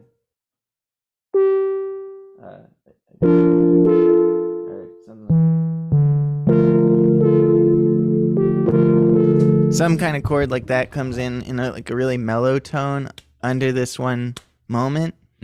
And yeah, it's just like instant Twin Peaks for a second, but then Right. Yeah. to the other place. Yeah. Did you feel that? I see what you mean now. Yeah. Cool. That's great. I said yeah. something coherent. Oh yeah. Advice for this: no fucking idea. But here's something fun you could try that we have not heard. I don't think. What if you did an unplugged song, or something very acoustic? Good idea. Yeah, because Alex has an awesome voice and all kinds of great ideas with rhythm. I will say I would be interested in hearing acoustic plus like hand percussion too, because it would be cool to hear it like that. But yeah, that's a great idea. And I'd also be interested in hearing a ballad from you that is like truly slow, long, and deep. Yeah. So it's like maybe Slow it's a big acoustic build. ballad. Yeah, and it builds. There you go. That's the prompt. I like to imagine that even though Alex wrote sure before we said that, I would like to imagine that. But just add more and more, and then it's like, Yeah, hey, yeah. you said sure, you got to do it. Oh yeah, you did say sure. Yeah. Next month, we're thoroughly disappointed you didn't include this and that in there. I want to hear Mams write a pop song with Alex. But it has to be acoustic. That'd be wild. And Yeah, a that would ballad. be another thing. The acoustic That thing would would be another thing, I think. Fair enough. But just that'd be wild. You know, at the end of the day, I just want everyone to have fun. I don't know anything anymore. What do you mean, Ben? everything This I is know, serious. Music is not fun. This is jazz education, okay? Now you listen to me, you fucker. Please take the stage. I will be right back. Okay. So, I was just thinking about history of things that happened in the past. Like me wondering, I was just wondering about history of things that happened in the past, and I was just wondering about history of things that happened in the past, and I was just wondering about history of things that happened in the past, and I was just wondering about history of things that happened in the past, and I was just wondering about history of things that happened in the past, and I was just wondering about history of things that happened in the past, and I was just wondering about history of things that happened in the past, and I was just wondering about history of things that happened in the past, and I was just wondering about history of things that happened in the past, and I was just wondering about history of things that happened in the past, and I was just wondering about history of things that happened in the past, and I was just wondering about history of things that happened in the past, and I was just wondering about history of things that happened in the past, and I was just wondering about history of things that happened in the past, and I was just wondering about history of things that happened in the past, and I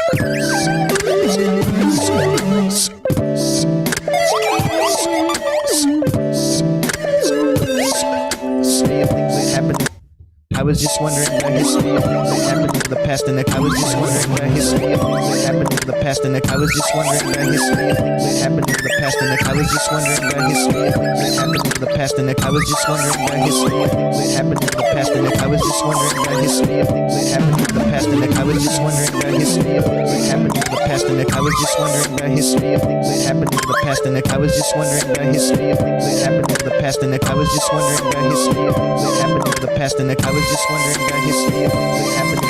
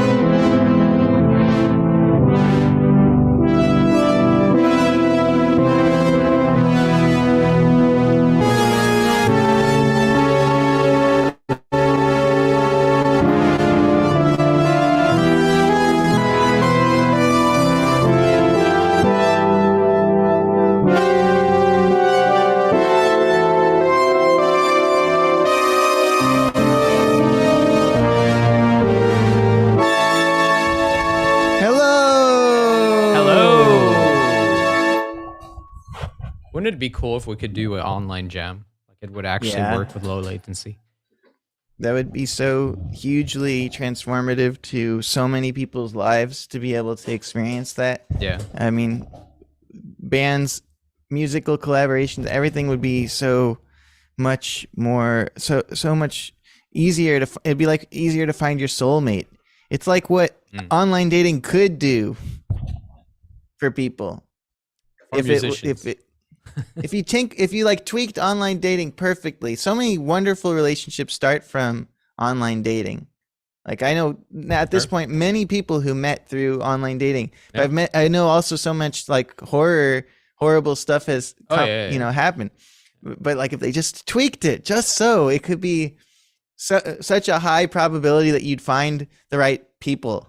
Yeah. Like it would be like you have multiple chances in your life, like maybe 10, 15 dates that are like, it could be that person. And then it's like the ones that actually work out are the ones that stick. You know, it's like, it could be like that for music so easily if you had low latency jamming. Or no, There was a low. software that did that pretty well. I've tried it a couple times. It wasn't like no latency, but it was kind of workable.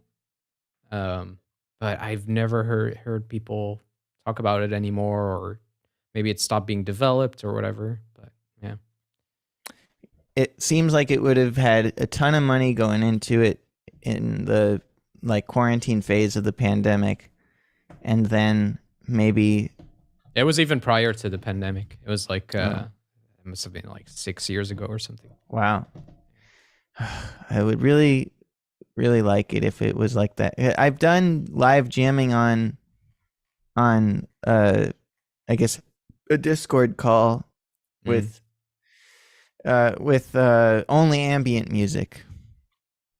Right. And that kind of worked, but everyone's still experiencing a little bit of a different thing. Wasn't ideal, but the thing is, like, one of the people at the jam was Beardy Man, and he had all of the music going into his setup, and then he was like doing his thing on the fly. Oh, you played with Beardy Man? Yeah. Oh, and that's like, cool. Yeah, he's nice. Yeah, it seems nice. Seems very funny. Yeah, he's funny. He's nice. He's a cool guy. And hi, Nini. He just liked my music theory to explain God's absence video, and then invited me to hang out. And that's great. Yeah, I'm just gonna. A jar and Hineni, 2 for the price of 1. Oh my God! If only that jar were free. There we go. Hi, Hineni. This is the content we've been waiting for. There we go. We miss it. We miss it while we're sitting on the high chair. We can't touch the baby on the ground. How's the maple syrup stain? Oh yeah, that's right, folks. I poured maple syrup on my guitar today on accident. But it's coming off just with water. Oh, okay. No prob. That's good. Yeah, I got a towel wet just for the occasion, and wiped and wiped. And wiped and wiped and wiped. Oh, there's still some syrup on Hineni's ear. But luckily it's just you the saved outside it for of the later. ear. Yeah. We'll get it wet. It's fine. It'll come out when we play in the hose tomorrow. The cutie. Oh, cutie. I've heard of roasted maple necks, but this is next level. Yeah, you just wait. This is the new signature Ben Levin guitar. It's the tone of fingers that pick up extra dirt because they're sticky. Oh yeah. And everything's got fingerprints on it. Everything is messy. We have a track from Sumika called Pure Gold. Awesome.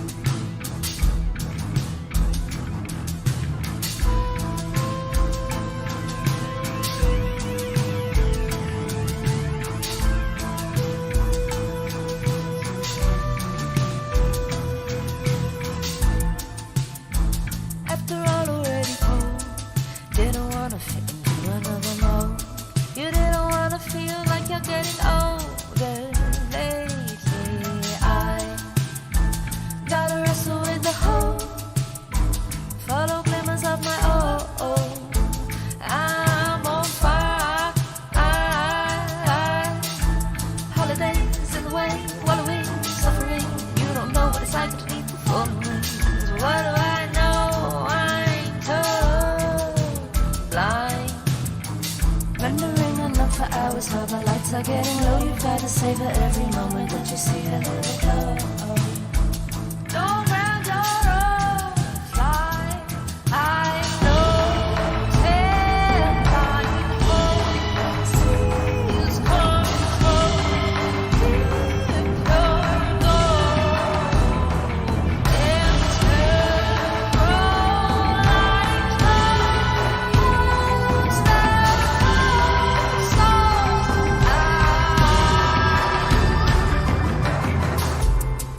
In a way, it's already settled. Now we're losing a heavy pedal. It's safer and low. Clinging on to seconds like they're moving back. Full backing vocals. It's nice. Yeah. The vocals are so well mixed throughout. Yeah. If the slowing down is a sign of weakness, heavy on my heart, I know. Ten blind holes. Seas come flow. Keep your goal.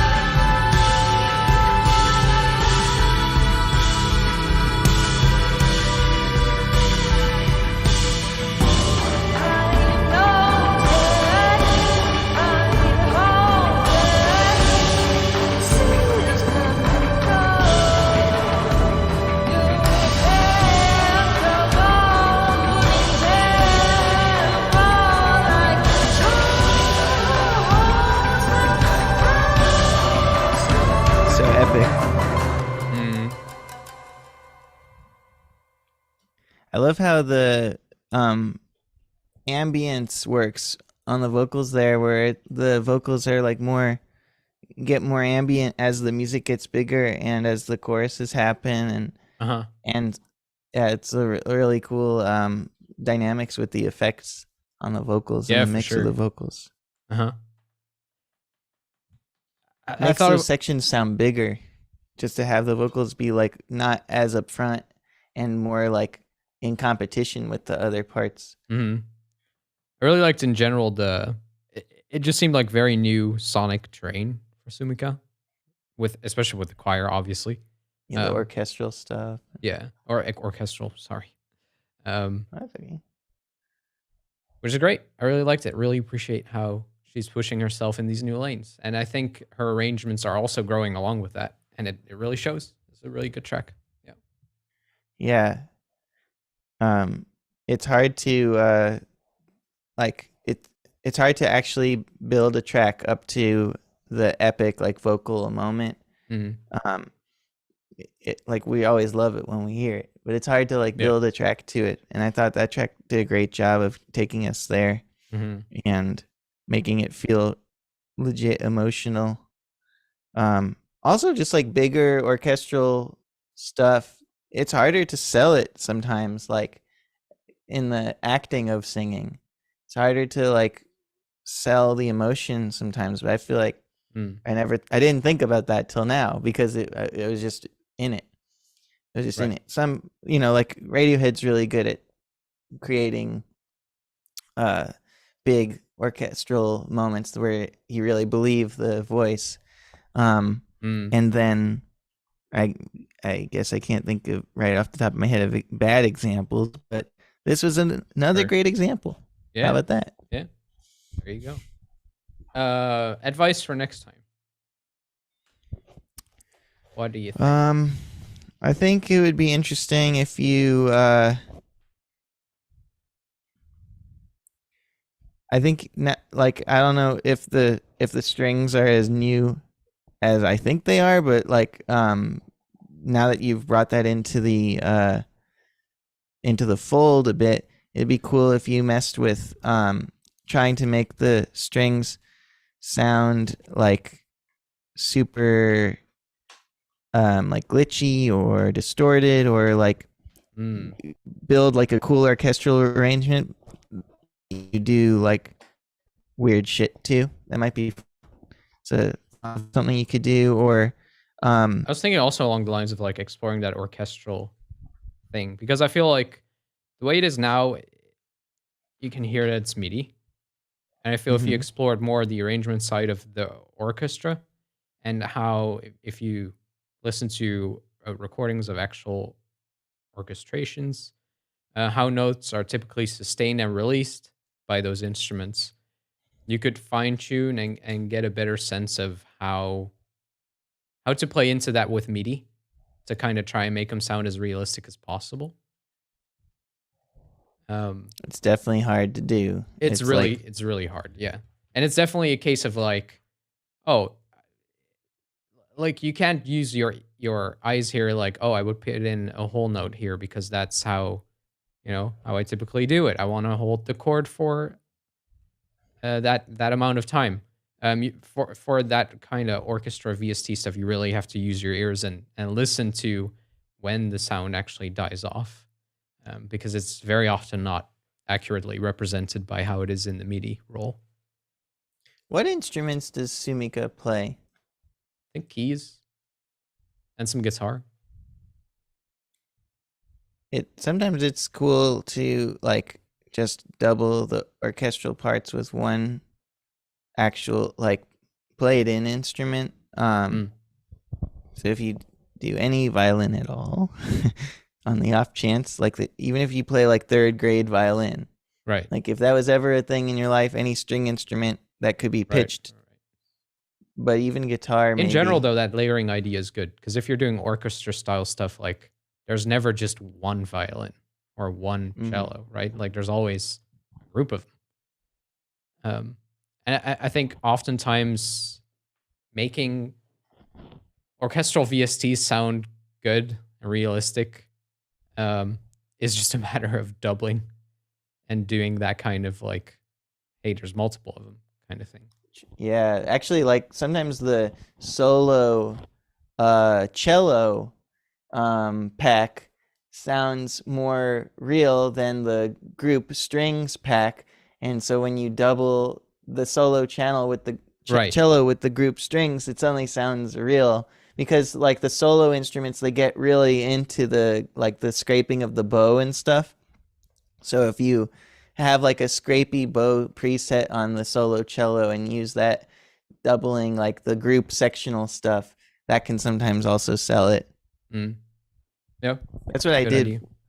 I was working on a podcast for Netflix. They were going to have a podcast and I was doing music for it.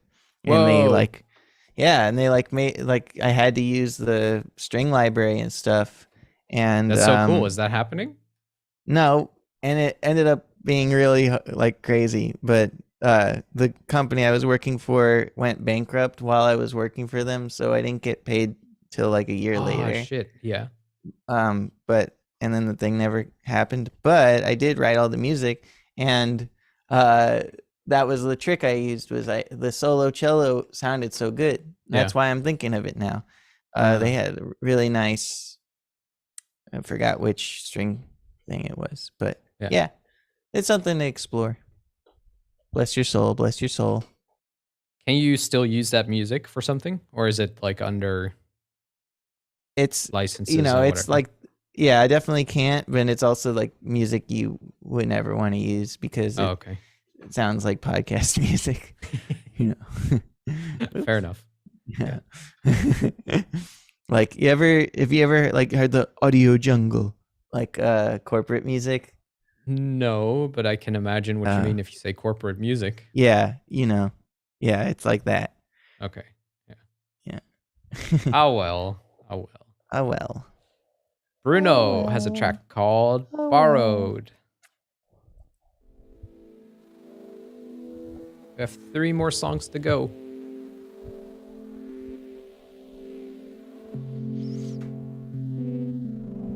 Yeah, the lab stuff is really good. That's true.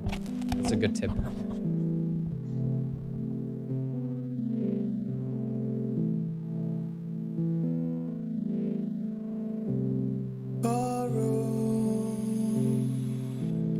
Taking from the light, waiting for mine. Borrow time to call the day, temporary stay.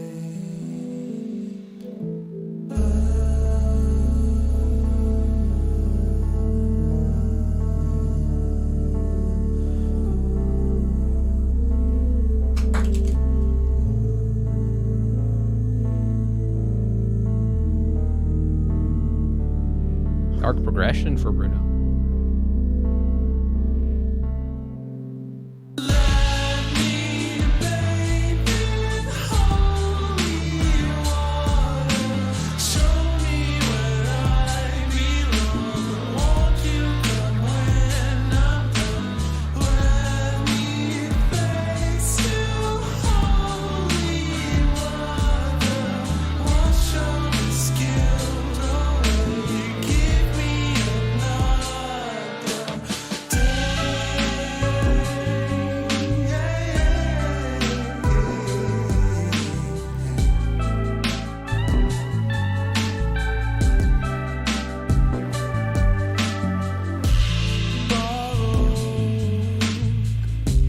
Running from my mind, longing to be found.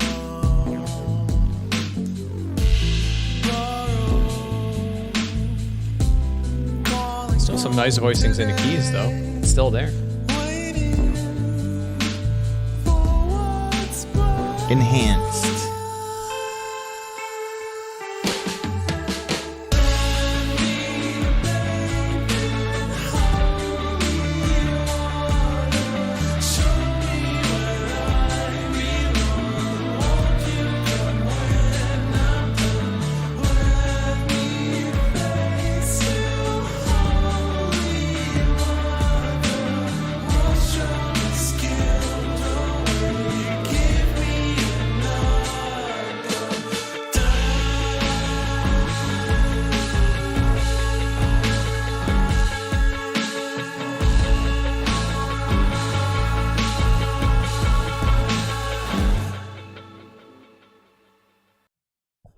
So cool.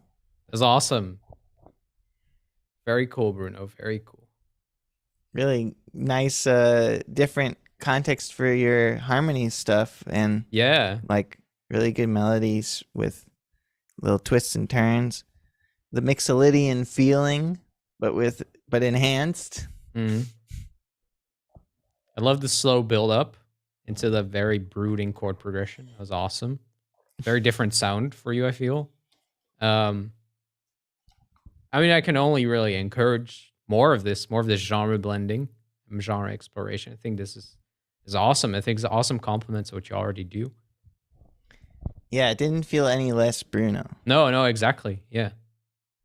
I would maybe for the chorus guitars give them a bit more high end. It sounded a bit too muffled for my taste. Other than that, that's all I've got. It's great. Please more. Explore more of this. Yeah. It was really neat hearing like the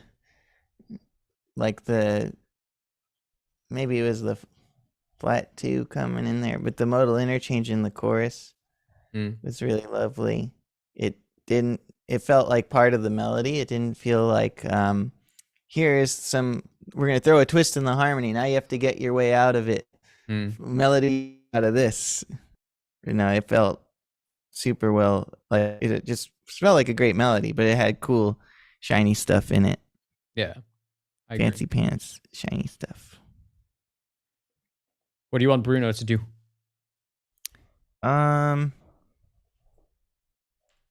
Well, I love how much space there was in the beginning and how somber the tone was and how dark it got. And then the chorus was super bright and kind of hopeful. What if you just get the most depressing shit you could possibly make? That might be interesting. Fair enough. Here, Yeah. Bruno, be sad. Be so sad. No, don't.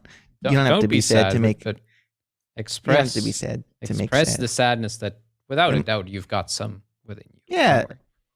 I wouldn't be surprised if Bruno has never felt sad ever. That's true, though. That's Yeah. true. Yeah, you're right. You're right. I'm right. Never I'm mind. right. Never Never mind. Yeah. Just But, fake sad. Pretend yeah. to be sad for once. Come Try on. to relate to sadness. But no, it might be cool if you make a haunting, dark song. I'm Yeah. sure you have at some point, but I don't remember right off the top of my head. Yeah, me neither. Not sure. I haven't necessarily heard all of your songs. Just saying though, it might be cool. Yeah. Feeling sad, cringe. Very, very cringe. Which he is typing up a description for his song. It's called Reincarnation. Can tell you that much. Then we have a track from Yaitubi. Also very curious about.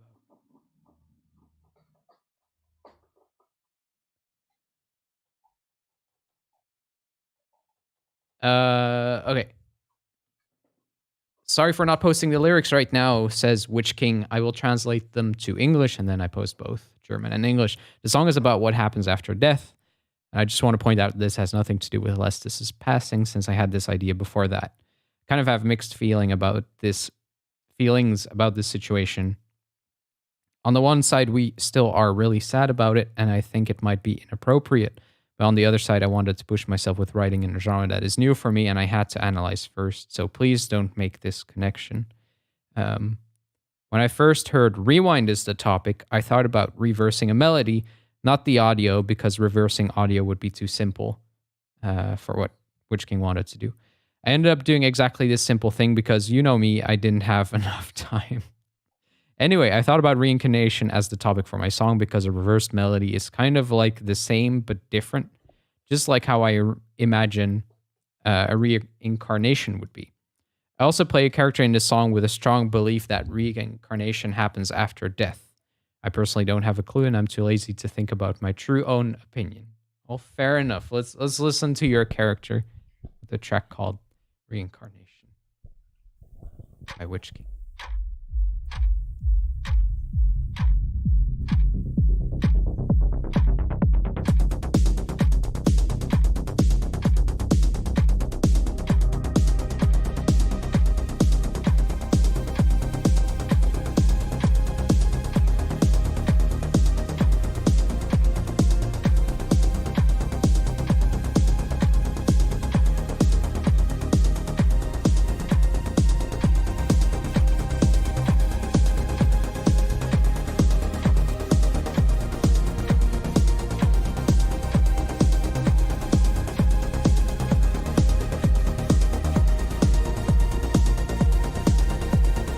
Was passiert nach dem Tod?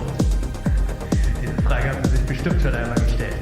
Denn schließlich ist der Tod unausweichbar und der Tag wird irgendwann kommen, an dem wir unser sterbliches Leben an den endlichen Nagel hängen müssen. Nur, wie geht es weiter? Unser Körper, wenn er nicht irgendwo im Wald unaufgebunden verrottet und eins mit der Natur wird entweder auf dem toten Acker begraben, zuerst verbrannt und dann begraben, oder in flüssigen Stickstoff eingefroren und anschließend pulverisiert, was eine schwedische Biologin der Zukunft nahelegt, da es sowohl ökonomisch als auch ökologisch besser sei als eine Einäscherung. Für den Körper wissen wir also eine Lösung. Doch was passiert mit dem Geist? Das ist die Frage aller Fragen, auf die wir keine Antwort wissen. Glauben wir an den Himmel? Oder an die Hölle? Werden wirklich all unsere Gedanken, Ideen, Gefühle und Lebenserfahrungen, welche wir bis nach dem finalen Stillstand immer noch in unserem Herzen tragen, im uferlosen schwarzen Meer versinken? Nein, Energie geht nicht verloren. Sie wird umgewandelt. Und meine Wenigkeit glaubt an die Reincarnation.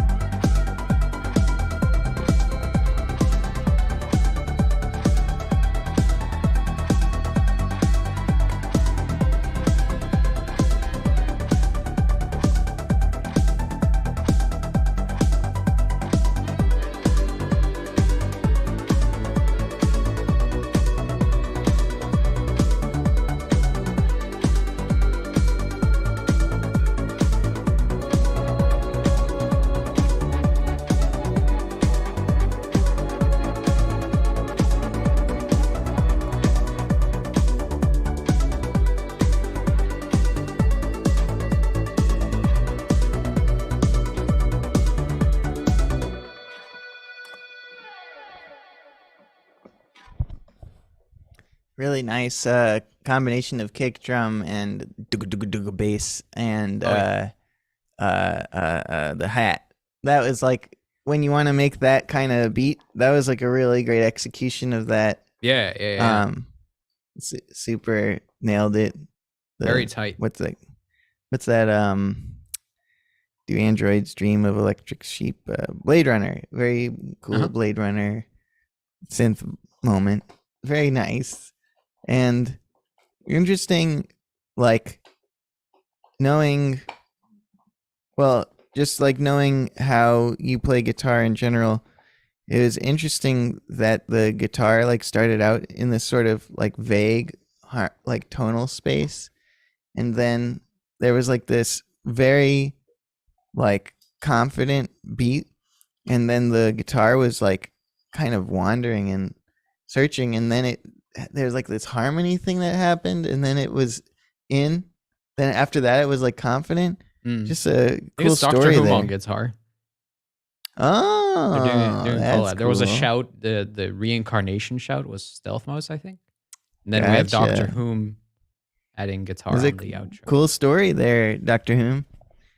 The guitar solo felt like it was like making a point about reincarnation, not just necessarily being like, here is some sound. Yeah. But I don't know. Maybe I'm reading into it too much. I don't know, it worked. Definitely worked for me. Yeah. Serious production chops, Witch King. Leveling up there. Is very proud of your growth there as a musician. That's awesome. I think it's a cool idea to do German spoken word in there. You've rapped in the past, but I found it interesting for you to take a more spoken word approach this time. Also think it worked well that idea change in the end where the wild guitar came in when the rest of the track was rather repetitive. It was nice to have that kind of progression change happen. Maybe the spoken word could have been a bit more rhythmic. I feel this kind of reminded me of like older industrial tracks where they would like pull a dialogue or monologue from a movie and kind of just paste it into their beat, which is one way you can do it. I feel it could be interesting to try making it more intentionally synced, I guess could be the right word, to the beat of the track so that you're aware of like where the one is, and then you put certain words specifically on the one. Not that you have to do a rap again. That's not what I mean at all. But just a bit more conscious of like the flow of the story that you're telling. More conscious of how that overlaps with the groove that's underneath of it, if that makes sense. Like take your breaths where they maybe that's a better way of putting it. Like with singing, you have to take breaths in between your lines, and you have to kind of think about where do you take your breaths, because it has to like rhythmically work well with what you're doing.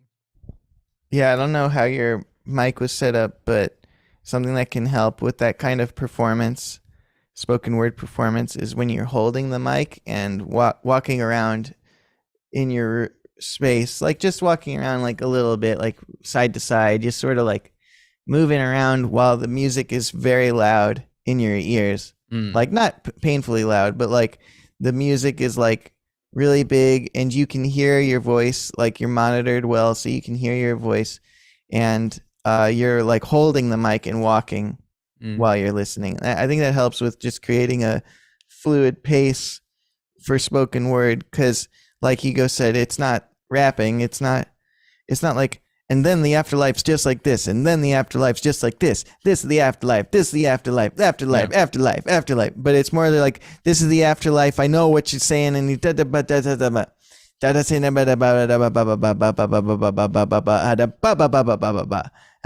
know, and there's still like maybe subconscious connections to the beat that you'll make more easily if you're like standing free and moving around. It's easier to perform the part that way and kind of feel where it has to, where you have to take a space, where you have to take a breath and kind of let the last word sit, for example. Yeah, you want to make it feel like you're performing for someone, like when you if you play guitar with someone else listening, like your brain is just activated different than when you play Yeah. guitar alone. Same thing with delivering these kinds of lines, because you're probably reading off of a sheet, which is totally fine, but you don't want to like create the sound of reading off a sheet. And so if you can get someone else in the room, actually that's another way to go about it. But I think holding the mic and imagining you're in front of an audience is helpful. That's part of why this walking around is good. Yeah, for sure. Last song already. Yay to be with the Woohoo. last reversal to the collectivism. Let's see what you got this time. Hell yeah. Got some keys. That's super cool.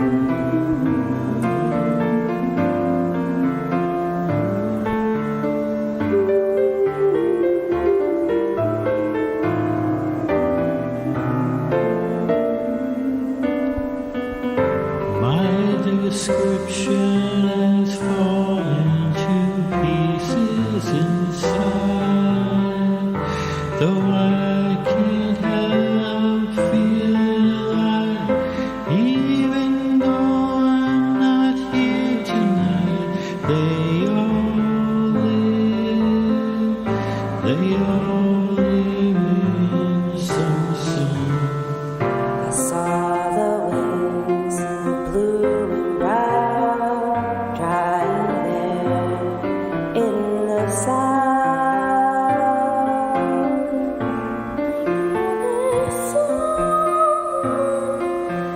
Whoa.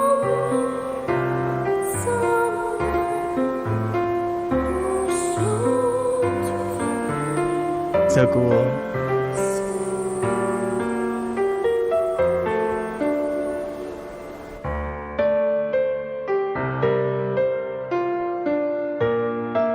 I like the field recording quality of that recording too. Yeah. So nice to have that background in Together there. we'll fly. Yeah. That's your wife and daughter singing? Oh, that's awesome. Oh, wow. That's so cool. Yeah, that's really They're cool. really great. Mhm.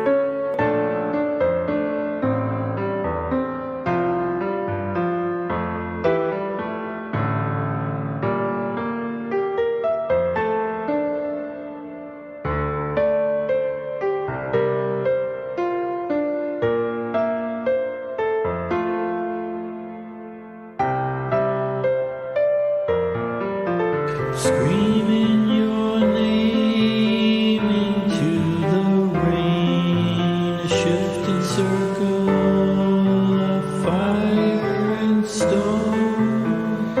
I will be different, I will be there, I will be the spirit of grief 1,000 times over. We walk around reciting poetry, the last act of a human, surface slide through the rain. This is the last line to the world. If I'm flying through the night, darkness comes around me. See the shadow from my flight. A left lift, however hard it tries. Pay attention to the tight turn, the tight turn.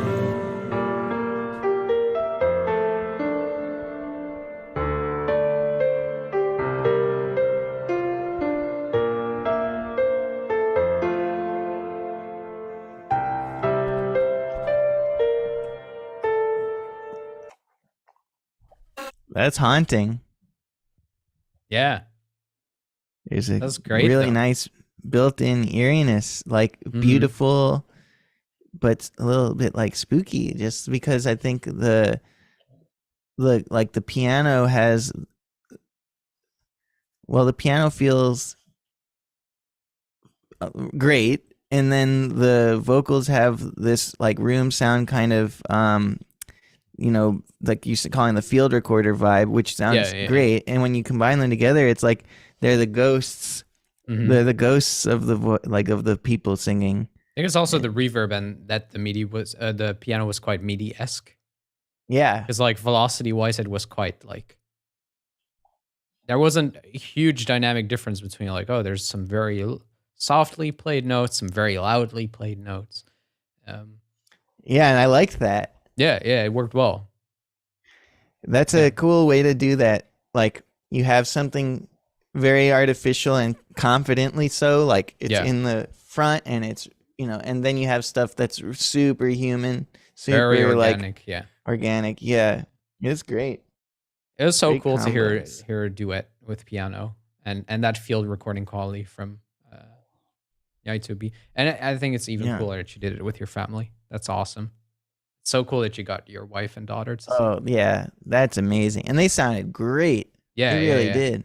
Yeah. It's so cool. Yeah, I'd love to hear more family collabs. That's awesome. That's such a So wholesome special. activity. Yeah. So cool. Rare. Yep. Have you made music with your family? Is that something you did?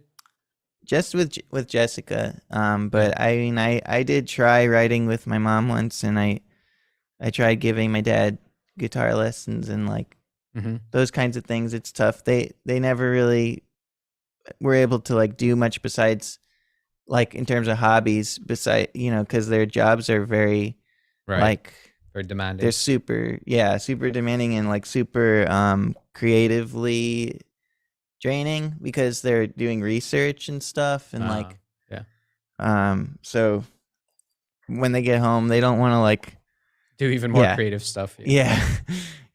Just It's more like we're gonna have dinner and talk and that was chill. nice. But we didn't really do music together.